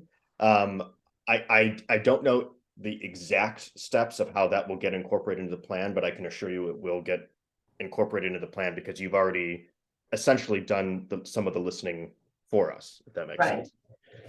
So it's not, this huge like, oh, your voice will be totally ignored if you don't attend this listening session, but it is an opportunity to just kind of explain what we're doing to folks, and then also, like I said, get some of that feedback. So generally we split it up into things around like residents or nonprofits, and then we also usually do with local government representatives. So there's 3 total meetings happening on May 3rd. In Macomb, there's the noon kind of public residents, community-based organizations, anyone that's sort of like working with people, however we describe this, being affected by the digital divide would be great to attend that. That's also happening from 6 to 7. So it's kind of like 2 options basically. And I'll kind of follow up all this stuff. And then the in-person, sorry, both these are in person. But there's a government listening session. So if you know that you have people that you want to attend that's going to be from 5 to 5:45. So right before the 6 o'clock resident session. Okay. And so is it going to be, I mean, obviously it's going to be regional, so it's not just Hancock County. Do you know how many communities are invited? I mean, is this going to be, if I go to the evening one, the 2 evening sessions, let's say, and I want to speak, am I going to be there with 100 other people who are trying to tell their stories as well? That would be an ideal situation. I don't think that many will show up. Okay. It's hard. It's honestly, it's hard to know. We kind of so the lead for this listening session will be Chris Merritt from Western Illinois University, and if you know him at all, so he's been kind of the broadband ready lead and everything in that portion of the state in the West Central region. So I mean, it's like I said, it's just for you all. You're again ahead of the game. You have, in a sense, like kind of better, if you want to call it that, information about your community broadband needs, because you guys are kind of all stars participating in this type of programming. But that we're just kind of looking to you, obviously to invite yourselves as well as members of your community, or if like, oh, this person's an all-star, broadband champion, they should be there or something. Definitely do that, and then also just whatever outreach you want to do. I can follow up with kind of more information, but yeah, it'll be about a month from now, May 3rd. Yeah. Sounds good. Robbie, can you go over the focus groups again? Who will be from 5 to 5:45? That is local government is kind of what it's referred to, and so those are usually smaller meetings. And it's a little bit, usually it's kind of, just because the needs and conversations are a little bit more specific to that group. So that's kind of city council members. I've already kind of briefed the Macomb City Council. So there might be some folks from there. Scott Coker, if you're familiar with him, he's been kind of like one of the leads in Macomb from that sort of thing. So local mayors, county representatives, city council, it's all kind of open to that. And those we handle like a little bit differently, whereas during the resident and community-based organizations sessions, there's more sort of like template questions so that we can have like a general statistical consistency with the different regional listening sessions. Yeah. And who was 6 to 7 then? That's just another resident and community-based organization. Okay, same as the 12 to 1 then. Yeah. Exactly. So it's the 12-to-1 is kind of, and so parents, school district people, like it's kind of a catch-all for everybody. Kind of general public, ag community as well. It's just really an opportunity. And I should also clarify, doing a kind of like statewide survey is also part of, this is basically like data gathering session time for drafting the plans. And so doing a statewide survey like you all are doing is going to be a component. And so that's where I anticipate a lot of the insight that you have all gained from your survey efforts will, make its way into the plan. Thank you. Yeah. I'm going to go, if there's no other questions, I'm going to talk to Schuyler and basically tell them the same thing of, this is happening May 3rd in Macomb. Any questions? And I'll follow up. Who is the best person to send an email to? Probably me, just director@growhancock.com. Okay. And I'll just kind of, it sounds like you all know, this one is different because it's already planned. Some of them are still in the planning process. So I kind of want to engage, for example, the McLean, the Bloomington Normal area, we're still trying to figure out logistics. So this one, it's like, we had it set. And so it's mostly about just kind of raising awareness. So the email that I'll send will hopefully have kind of an RSVP, which is not required. That's just for like prep and logistics, as well as a flyer and things like that. So. Okay, fantastic. Thank you. And I'll make sure I get it out to the team. Great. Appreciate it. And we're a month out, it's May 3rd. So we've got some time. But hey, sometimes we need that. Yes. For sure. Okay. Thanks, Robbie. Great. Thank you very much. Bye, Robbie. Bye. I see Boyd. Yes, I do see Boyd up there. It's all kind of a, what I'm going to say, it's like a chess game, just moving things around. So we have to get creative like that. So, yeah. And sometimes the county might be able to, you might have right-of-way fees that the county charges. Those, say we're going to waive those. And so that would be a contribution. Yes. Not necessarily writing a check, but it's a foregoing of revenue. A bit of incentive. Sure. Okay. Yeah. Mm-hmm. I stopped in to see if I could schedule my planning meeting time. Yes. So, we do have a light attendance today. We had a lot of things that happened. So we do have a few that had to, skip out today. What dates are you looking at, Bill? What, I mean, are there? I'd sure like to get at least one meeting of the week of April 17th. Yep. And so, I've got quite a number of openings that week. And so I think. And we already said that Thursday morning is off the table, right? Yeah, yes. Okay. Hi, Austin. I think that, for Sydney and I that week, we're, Tuesday. Perfect, you're here. We were just talking about you. Oh, excellent. I left Schuyler early. I think he had you. Yeah. So one thing, Robbie, have the interview questions for the broadband providers been made available to the teams? I think and if not, could you drop it into the chat here for people?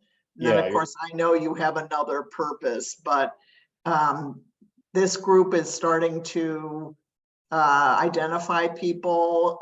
Casey's got somebody on the hook that he's even going to talk to Matt with. Well, just get at least somebody identified. So let me see if I can quickly get. Or you can email afterward. It's fine. Okay, good. I'm not because I can get it. Or me is fine. I think the question is making sure that Nancy sends it to everybody, Robbie. The interview providers. Yeah, she might have to. Yeah, she might have. It's actually in the Accelerate handbook on the Benton website. I can also drop that in, but we have a separate sheet that Robbie puts together. Yeah, I'm trying to figure out which folder it's in. It's okay, Robbie. You can okay. email me or Tony. Here we go. We'll follow up afterwards. Yeah, no problem. Yep. All right. Anybody else have anything else? Questions, comments? Marty, you okay? Yeah. So Robbie, go ahead on the list. Yes. So, as I mentioned kind of earlier in the chat, I'll try to be as brief as possible. So Matt Schmidt mentioned that there's kind of this large amount of federal funding, kind of BEAD and Digital Equity Act, that will be used to support later rounds of the Connect Illinois program. Every state is, working on this kind of timeline to unlock those federal funds that are anticipated in around 2025. And one of the steps of that is that you have to, every state has to submit a BEAD plan and a Digital Equity Act plan. And so there's a 5-year plan, a 5-year action plan, essentially, that they'll kind of review, that will dictate, some of the funding and all that sort of thing. So the process right now is following kind of this roadmap of how to create those digital equity plans. And one of those requirements is kind of this large data gathering through a variety of different sources.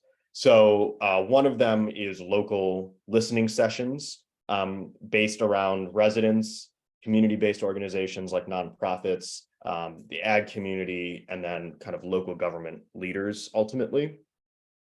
So we're doing this kind of massive listening tour that we're trying to get everything finished before Memorial Day, ultimately, on that. And a big kind of thing that I want to indicate is this is not your only opportunity to get your voices heard about your broadband needs and challenges. There will be surveys. I'm anticipating the surveying that you all are doing will also be incorporated in the plan. So it's not a matter of, speak now or never get included. It's really just an opportunity, one, to kind of get the Illinois Broadband Lab and the Illinois Office of Broadband in front of people, and then two, to kind of conduct these listening sessions where, most of the time the community members themselves are doing the talking.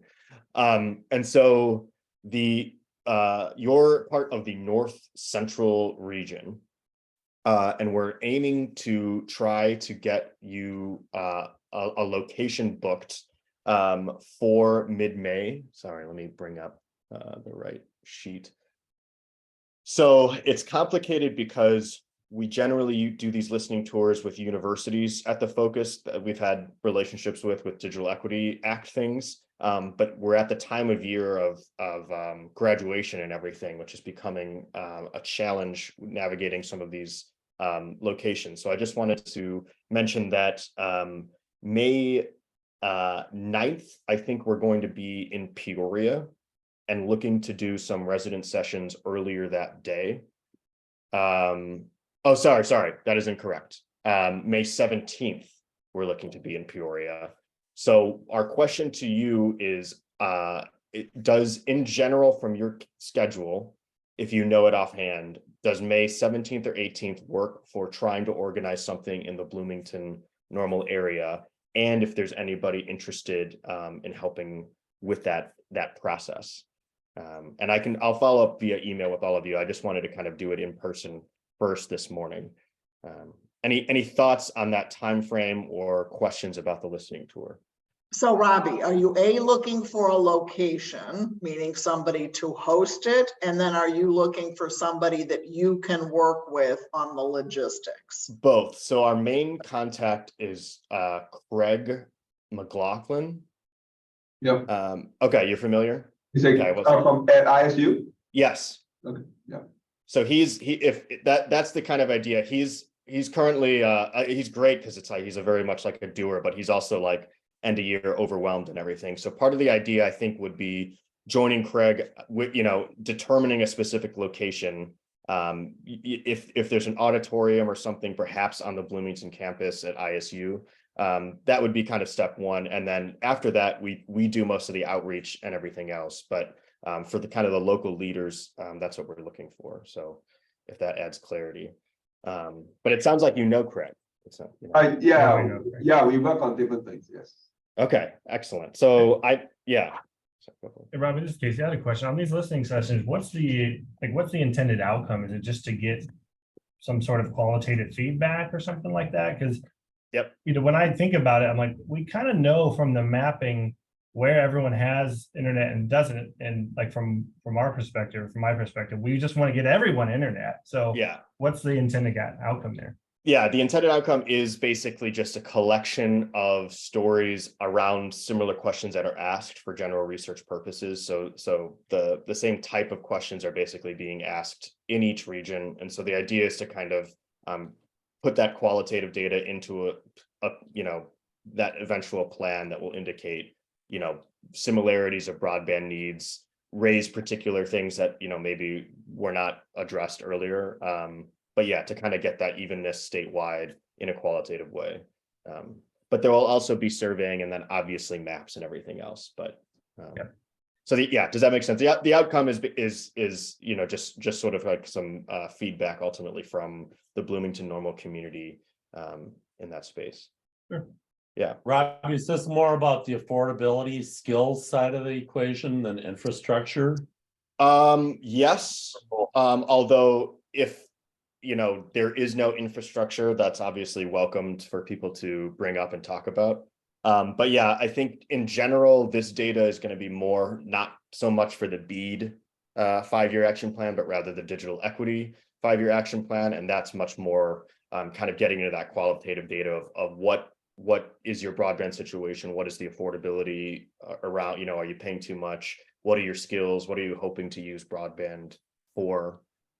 Those sorts of questions. So, and then I like to say for the broadband breakthrough teams, you know, this can be an opportunity to also, if you want to get your information out with a particular audience, you know, if you were planning on doing any type of public sharing of the work that you've been doing, that can be something that's added on in addition to these meetings. So the next steps would basically be if you have a willingness to basically help Craig out, and it sounds like the 17th or preferably the 18th works out, it would be great, you know, to kind of just get your help and basically find a location and just do those initial logistics. So it sounds like I can kind of follow up via email and then potentially set up a meeting with Craig. Hey, Robbie, I got a quick question. Yes. Adrian Pickett has also been, I think, trying to follow up with Craig Macbeth. Yes. At the city of Bloomington. Is correct? Is this the same thing? Or this is the same thing. This is completely the same thing. It's a matter of, you know, there was the hope that I don't know if you're familiar with the Broadband Ready program, but yeah, so the idea was to kind of lean on that, but different groups operate at like much different speeds and everything else. And so as we're trying to kind of condense this process down and everything, it's really just sort of who can we reach out to that we've got contacts with to basically kind of help host this event. And so there's a lot of, you know, it's relationship management. There's a lot of mixed things going on. So yes, the reach out to Craig Macbeth. I've got a list of other people. Casey Peterson. Are you on this call? Yeah, there he is. Okay, sorry. There's Casey, right? Let me introduce I apologize. you to Casey. No, I've met Casey for sure. My apologies on the Casey, and you might get this. It's pretty cool. I heard he's pretty cool. I think Casey. I've known many women that are Casey's, I guess, and so my brain naturally goes with that, which is not the case with Lauren, because I know exactly. I know a lot of male Laurens or whatever, but so apologies on that. Okay, so if you haven't gotten outreach, you know, it's like you're one of the people. As you can see, you know, just to peel back the curtain, it's a ride of trying to just get people together and just kind of get these things done. This was a task that you know, has ballooned into a position that we wouldn't expect it to be in ultimately. So, but the point is, at the end of the day, the surveys and everything that you're going to be doing are going to be incorporated. Bloomington will be well represented, but we would love to just kind of, if we can, get some assistance on these kind of planning programs and logistics. So it sounds like there's familiarity there. I think the key will just be, okay, we're able to lock down kind of this auditorium or something on, say, May 18th. We'll handle kind of the flyers and outreach and everything, and we'll go from there. You know, if ISU is jammed up because of end of year stuff, just so the rest of the team is aware, how big of an auditorium are you looking for? So I like to say basically 50 or so, because if we're talking, basically, if we have crowds larger than 50, the listening discussion then goes into breakout rooms anyway. But yeah, I would say like 50 to 100 is a safe kind of amount. Is there a Yeah, I'm suggestion? wondering if, yeah, the ISU, they have the alumni building kind of standalone, but I think easily can accommodate 50 to 100 people, if not more. Parking around, so it's like a little bit off campus, but it's not that far from campus. But yeah, I don't know. I mean, downtown Bloomington, the arts center, maybe Okay. option. But so Robbie, are you saying you kind of having different people kind of working on the location, but it's actually for the same event?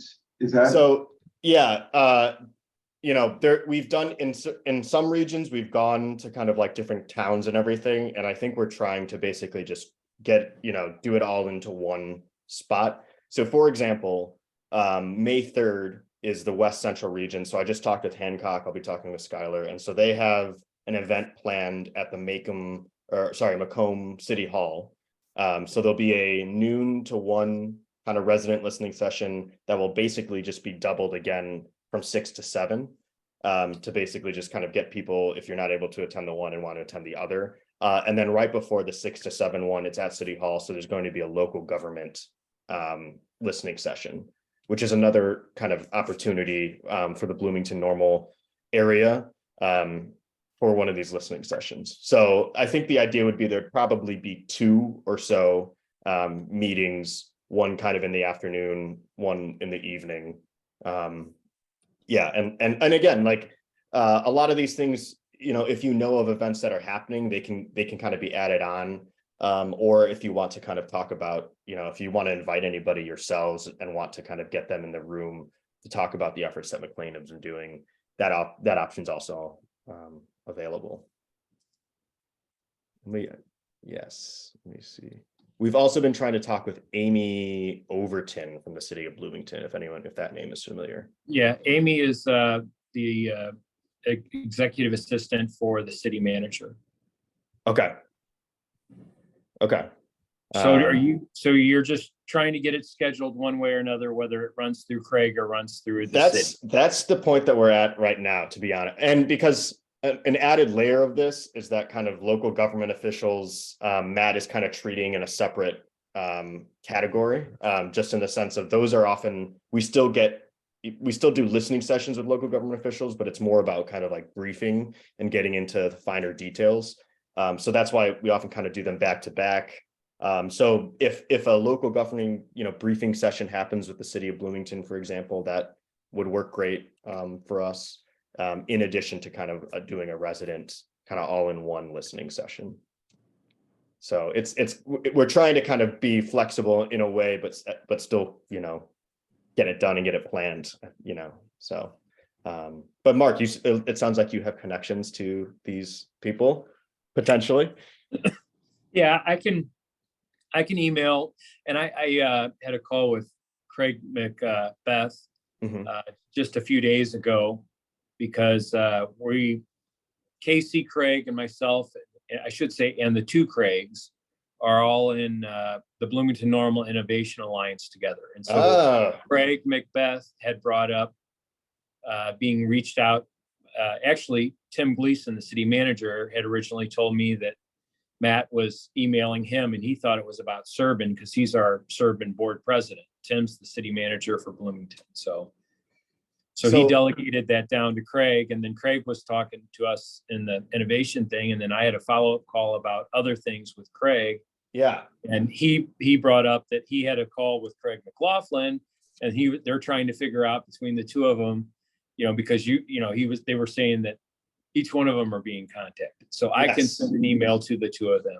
Yeah, that would be fantastic. And I know, I mean, everyone's, I think, at the point where it's like they don't want to schedule another meeting, but I think there is just like a desire, just getting that was part of this call, is just say who's interested to kind of join in that room to kind of nail down the date and location, because that's kind of what we need first. But it won't be, we're still also a month and a half out. We're looking for May 18th ultimately. But you mentioned the Bloomington Innovation Alliance.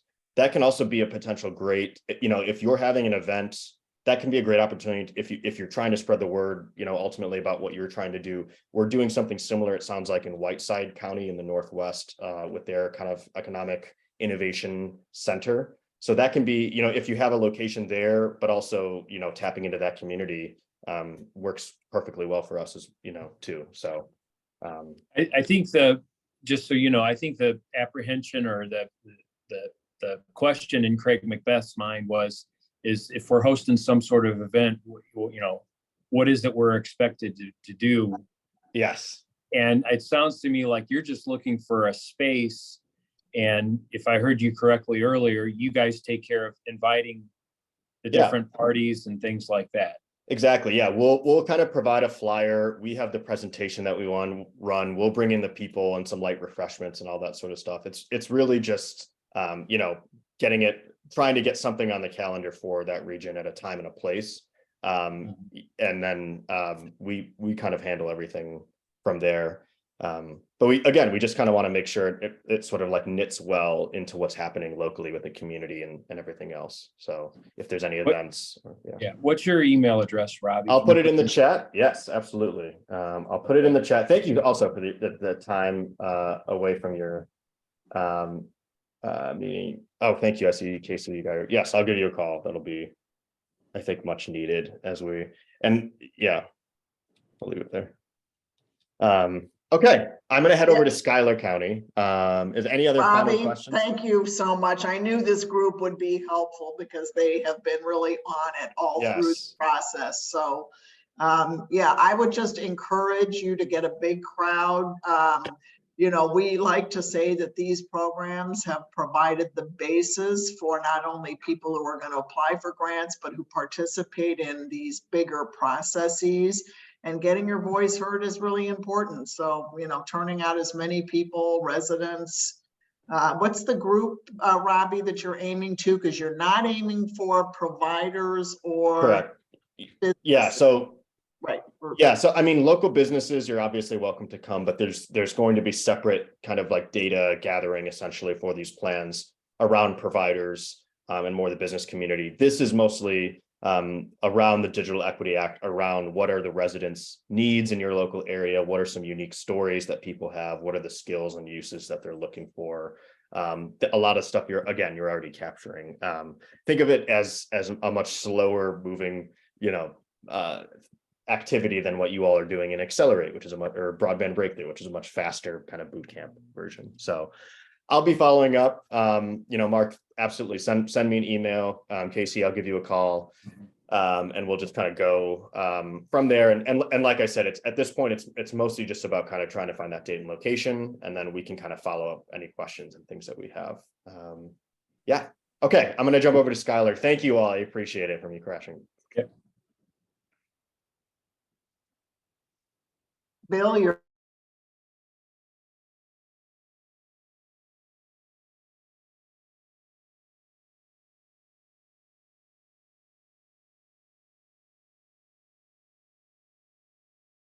Directly. Okay, here he is. Speaking of Robbie, man of the hour. I was right. Yes. Okay. I apologize. Welcome back. I'll be quick because there was a lot of back and forth with the Bloomington group. So you can blame them, the McLean group. They stole your time ultimately. No worries. Okay. So as Matt and Greg were talking about, just to give you a little bit more context before the final information that I'll give you.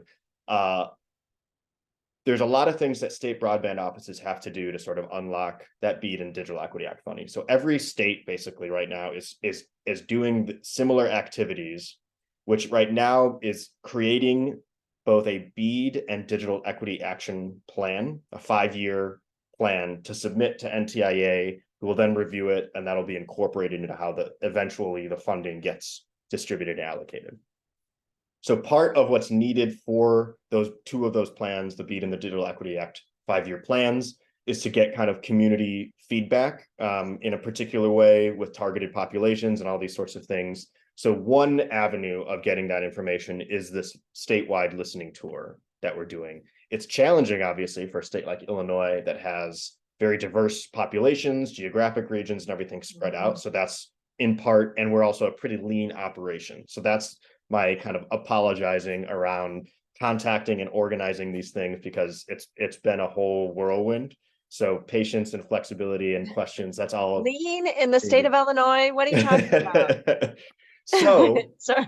no, it's okay. So yeah, we're going basically region by region, based on the 10 economic regions. And for you all in the West Central region, we've been basing it on existing broadband ready programs. And so for the West Central region, Western Illinois, Chris Merritt, if that's a familiar name or not. Yes. Okay. I love him. Chris is actually coming to Rushville into Schuyler County to be a speaker for a special event we're having on April 20th. And Sydney knows him personally. So it's all perfect. Yeah, I just met him for the first time. He seems really lovely, really great. He's a great guy.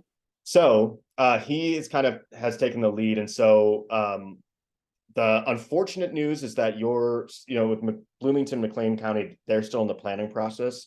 The West Central is generally pretty planned. And so I'm mostly here to tell you about it, which is May 3rd is the big date, which is the day before. There's going to be 3 total meetings, a 12 o'clock to 1 o'clock, which is basically public, geared towards residents and community-based organizations that are, focused on the digital divide or, on the other side of the digital divide. Okay. That session will basically repeat theoretically with a new audience also at 6 p.m. So it's kind of 2 options for people to attend. And then right before is a local government briefing. I don't have the exact details except to say if you're in relationship with like your mayor or city council or counties and county board. So I think everyone in that region that represents local government would be invited to that session right before. From 5 to 6. To 5:45-ish, yeah. 5 to 5:45. They're all happening in the Macomb Community City Hall. room. Yep. Yeah. And the government one's going to be in person this time? Yes. Okay. That's what I am in total assumption that that's the case, but that's one of those like it's not 100%, but it should be 100% yes. Okay. Let me double check the most recent updated item.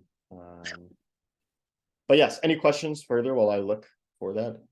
So Schuyler, that's a good one to like ask your county board people to go to and give them a chance to talk to the state broadband, and then this can go hand in hand with you talking to them about like the efforts you're doing. So, yeah, exactly. Yep. And Robbie, what's the likelihood that Matt Schmidt would like pop in for 5 to 10 minutes to talk to the Schuyler County Board? If they brought a computer with Zoom. No, just like at some random point. No, just at some like random point. At some random point, I would say hi. You're much more likely to get him virtually. Yeah, that's what I mean. Sorry. Like if they have a computer with Zoom on it and hold it up to the county board and let Matt talk. No, he like that's also a thing is in addition to this listening tour is trying to also just go around and speak to local governments. So if you're talking about like a county board meeting in Schuyler that you want Matt to speak at, yeah, that's a possibility. I would email him if you haven't emailed him, and if he hasn't responded, I can try to nudge him. If you have a specific date and like meeting and stuff in mind, what is the timeline in terms of you're just kind of when you're trying to complete all of your data and all of your tour? Yeah, so there's multiple kind of streams of data that we're collecting. So this listening tour in general, we're trying to have all wrapped up before Memorial Day. But this will not be the only kind of like listening type session happening throughout the year. There's going to be other kind of larger summits and that sort of thing. But for the purposes of just like this type of research in the sense of like a similarity of questions being asked targeted towards residents and community-based organizations, that is trying to wrap up in May. So literally every week from now until the end of May, we have at least like kind of 2 or 3 of these meetings going on. But there's also going to be a statewide survey. I don't have as much details about that. I think it'll be probably less than what you all have been doing with your surveys. And I believe there should be no issue basically funneling your survey results. I think this is out of my space because it's like there's going to be some kind of data statistics consistency that might be needed depending on certain questions being asked. But certainly I would think if we're doing kind of this large qualitative, what are your broadband stories? Everything that, particularly how it's organized, I think by you all for your final presentation, those final presentations, I'm sure will be part of the data source into these digital equity room. Okay. I am getting messages about the Edgar community Jumping out. Yeah, that's cool. Any questions or thoughts? I think I sent you all the flyer. We often have an RSVP. Okay, perfect. So, and Chris Merritt will be the lead. So at this point from you all, it's really just email me if you have any questions. Yeah, and trying to just bring people out over there, I think would be great. Especially if it's like, we don't have broadband over here, et cetera, et cetera. So okay, I'm gonna jump over to Edgar. All right. Thank you. All right. Have a great day. Bye. Bye, Robbie. Bye. Actually, hold on. I don't know how to do this yet. Okay, now I'm going. Bye. Locations that show up on the map are served by the end of the 5 years of the BEAD funding. So again, the planning is kind of trying to get to some of these nuances that we're discussing here and formulate a plan on how we can really work with providers, residents, and all other stakeholders are kind of working on broadband planning and ensure that we can make that happen. So by the end of it, hoping that we can cover all of those unserved locations in counties. And we have Robbie. And we have questions for Robbie. Hold on, it looks like my screen is paused. Can you see me okay? You are frozen on my screen, but I'm frozen, but you can hear me? Oh, yes. great, Yes. Love it.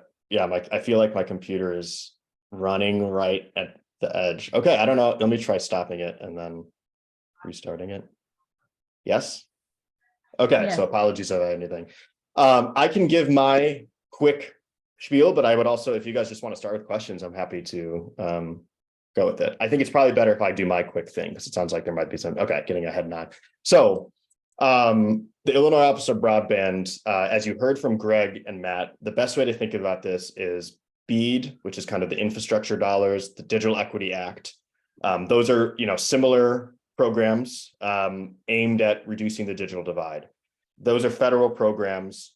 The funding should be released around 2025, and that will basically get funneled into the Connect Illinois infrastructure grant program, at least the BEAD money.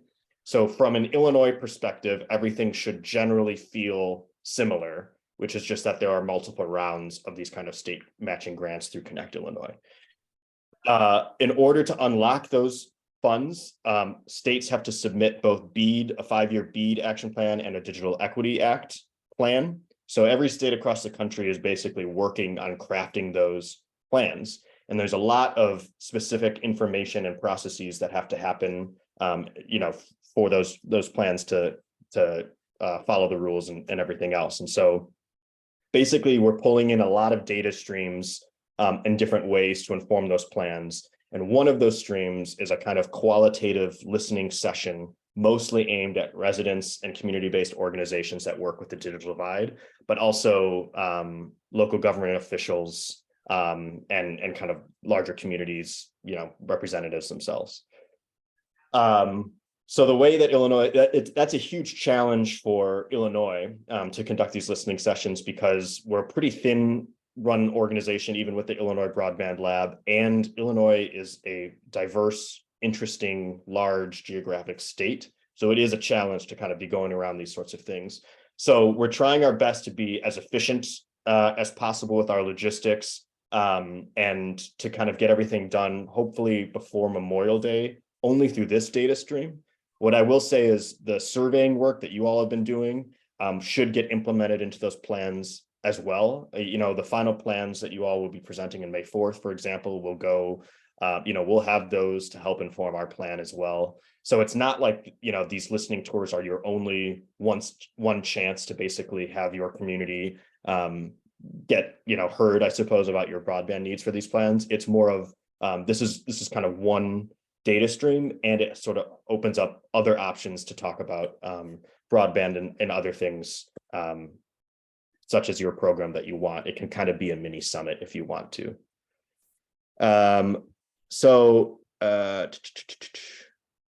Okay. So I have information about your region. So I think I forget the name. I think technically your region occurred through Effingham, but what I would recommend is that we have Champaign coming up. Let me get the details on There's Champaign next Wednesday and then Danville next Thursday. Yes, I got it exactly. So that is your best place or closest region, essentially, that's coming up on the tour. So I have information here about that. There's a resident and local org listening session. It'll be Wednesday, April 12th. That'll be from 6 to 7 at the Champaign Farm Bureau. And then right before that is a local government listening session, also at the Champaign Farm Bureau. So if you have mayors, city council members, that want to attend that's more of a briefing and a listening session. That's happening right before. So 4 to 4:45, there'll be a small break, and then 6 to 7 is the residents and then Danville, 5:30 to 6:30 at the Danville Area Community College. So my request or ask from you all is mostly just to get that information to you. And then if you want to help in the, so that you can attend and everything. And if you want to help in the outreach, we would obviously appreciate it. We can send flyers and information. Opening it up for questions that people have. What do you suggest as a method of inviting? What type of, well, the message has to be about what we need in our county, but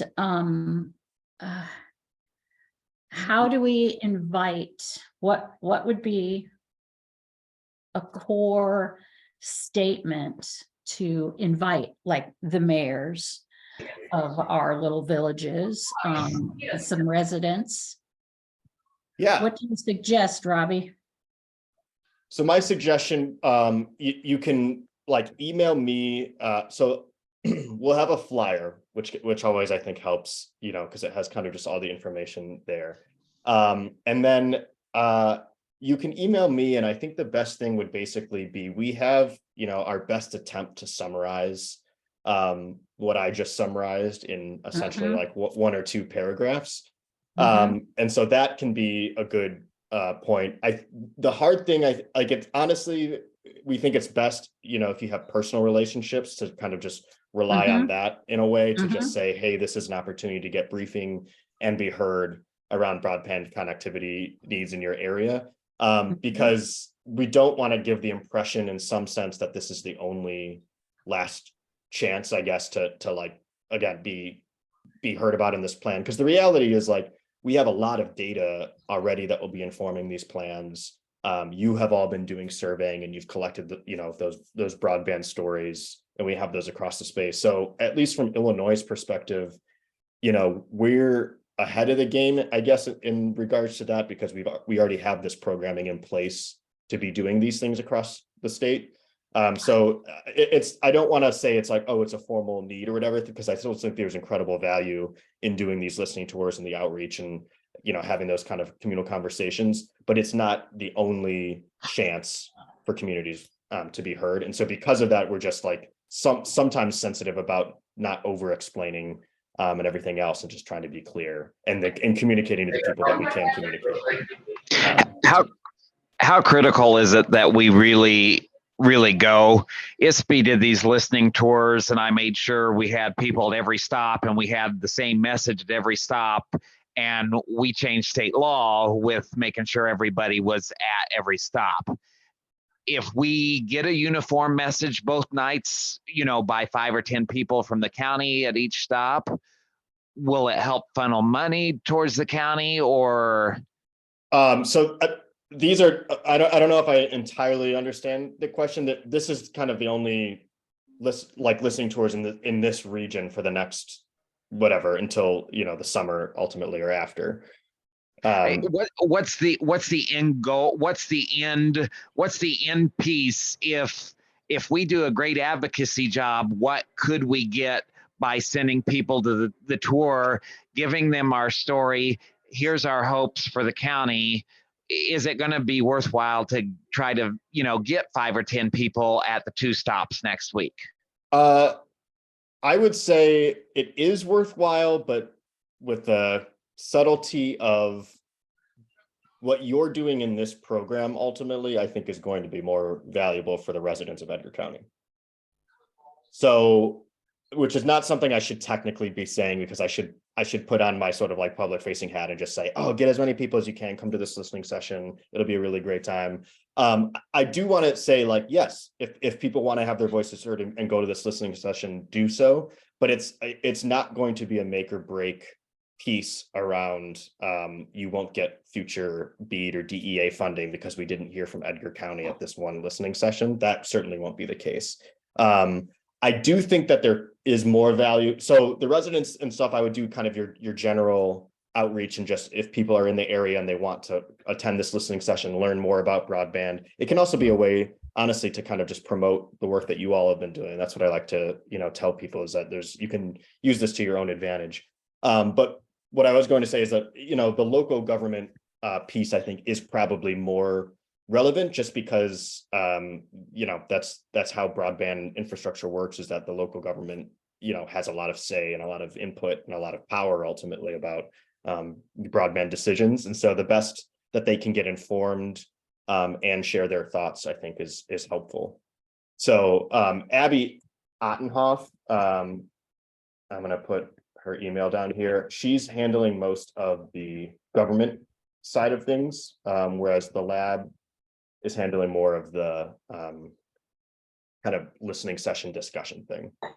I hope that's helpful. I don't want to say like it's not worth your time, because I don't actually agree with that, but I also don't want to overpromise and say like you got to get your residents to go out there and attend these sorts of things, only because like Illinois is also doing a lot of other things like this program.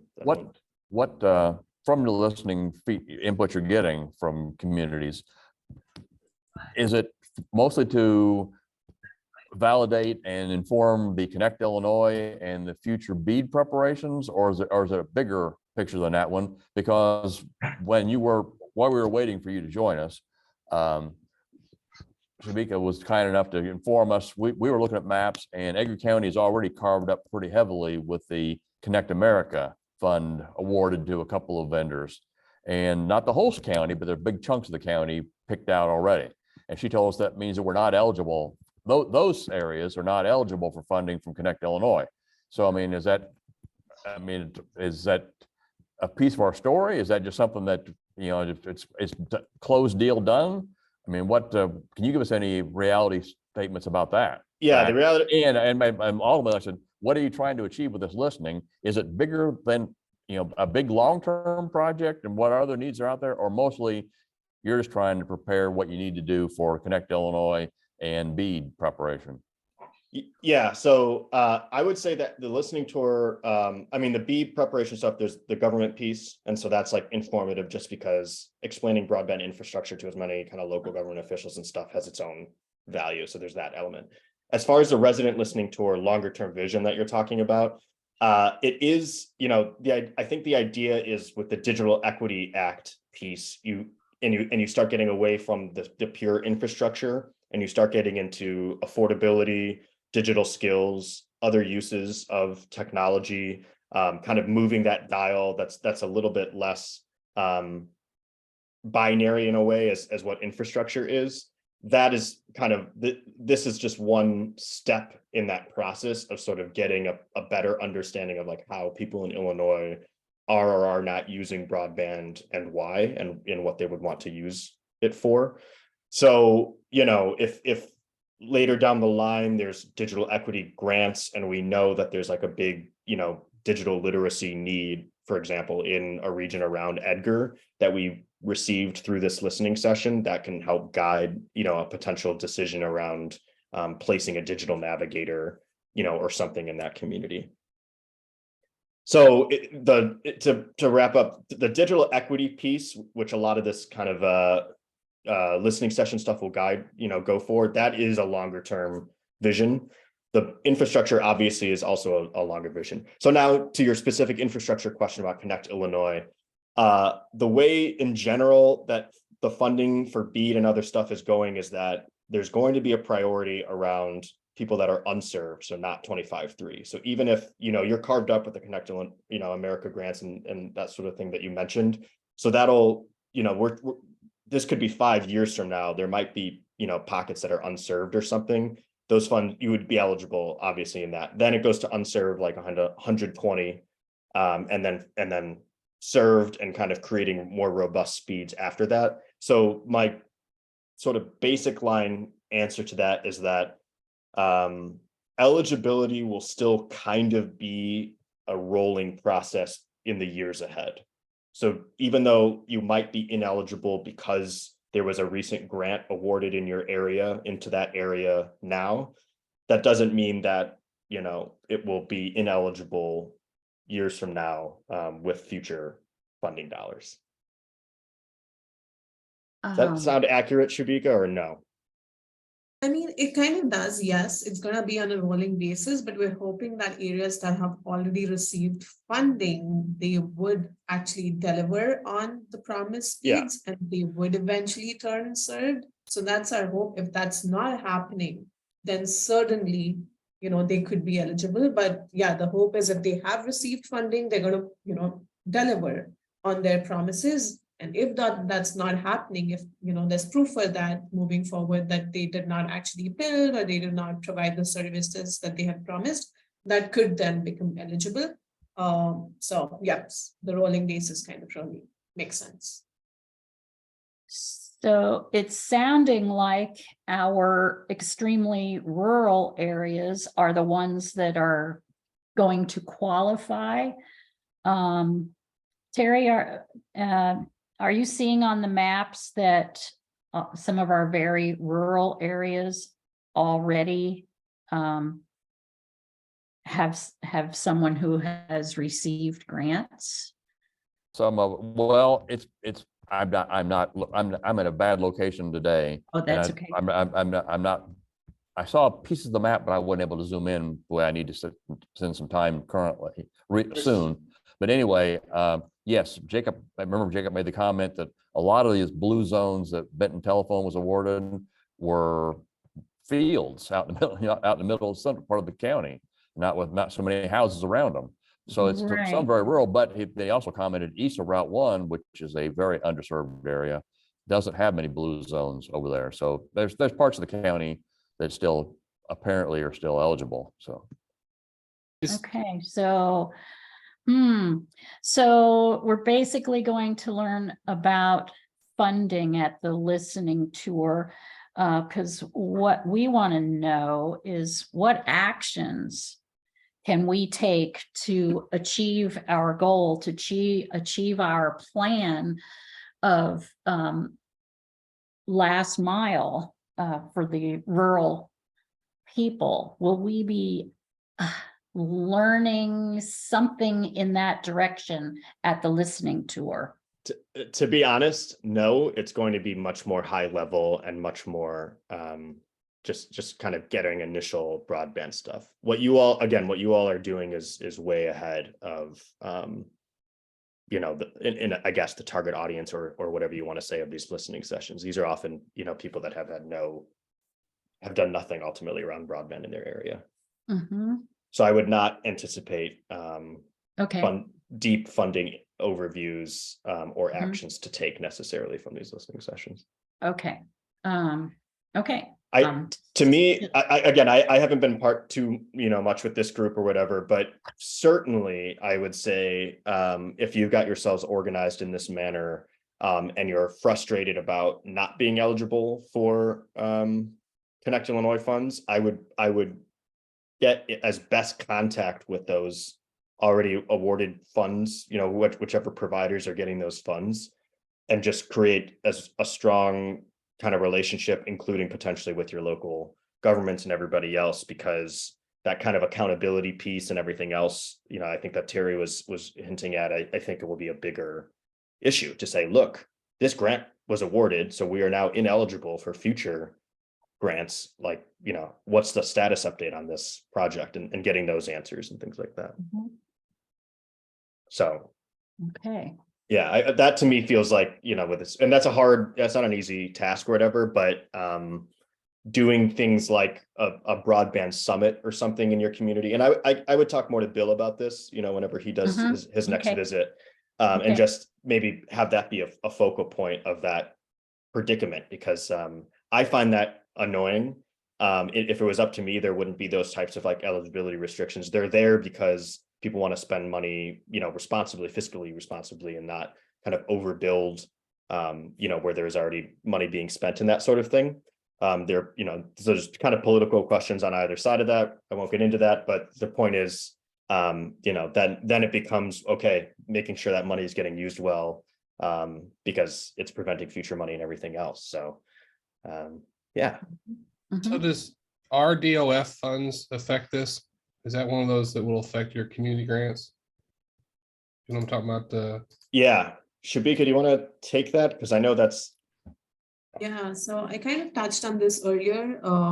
There were issues with the RDOF funding. So as I mentioned, a few providers like defaulted and did not end up getting funded because they couldn't deliver on the promised like, you know, speeds and technology and whatnot.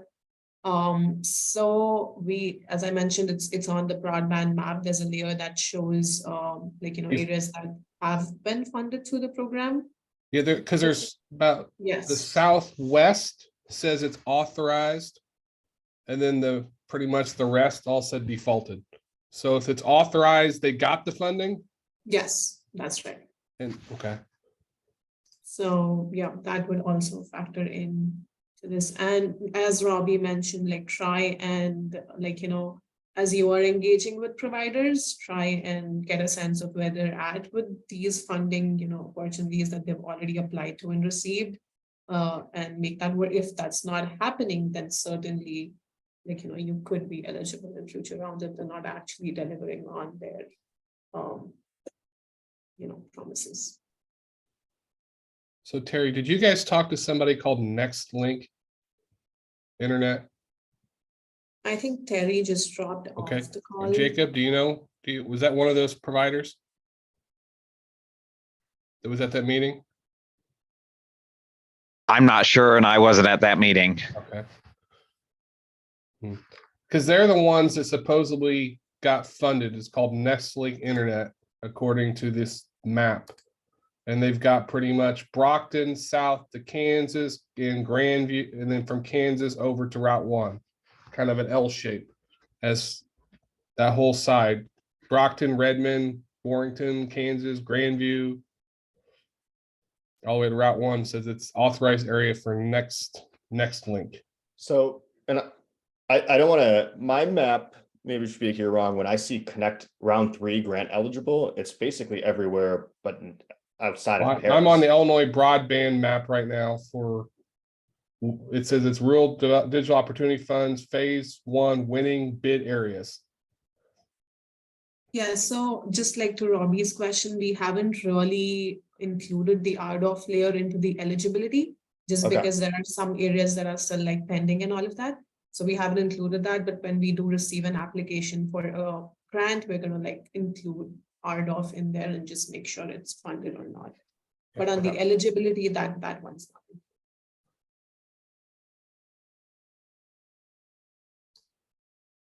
not. Josh, I don't recall NextLink being at that provider meeting, but I could be wrong.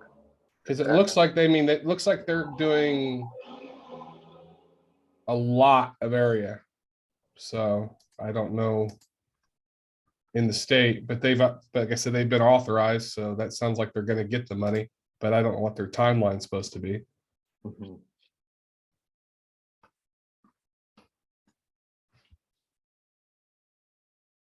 Yeah, it looks like they're based in Rantoul.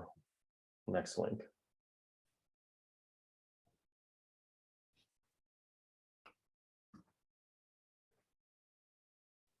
So that would be, you know, something I think to prioritize potentially is, you know, how can we get in touch with NextLink? Because it looks like they serve a lot. Or should. Or should. At some point, they're planning on it, maybe. Mhm. Okay, well, I will send out some invites to Champaign and Danville and see what we come up with. Great. Yes. So that's because those are happening next week, basically.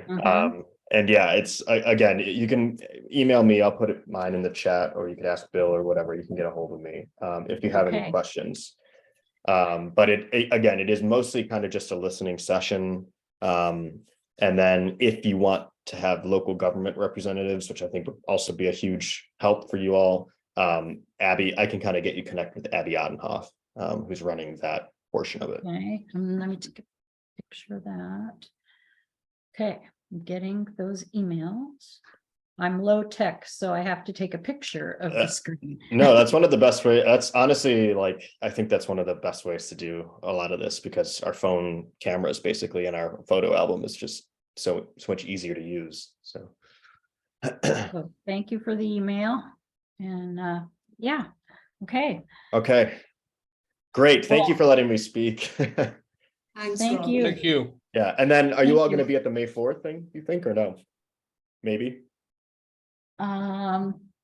in Bloomington. It's a maybe. Okay, I'm hearing a maybe. It's a maybe. Yeah, no worries, no worries. Okay. Okay. Definitely at Champaign and Danville, though. Okay. Yes. All right. Thank Sounds you. good. All right. Bye all. Thank you. Thank you.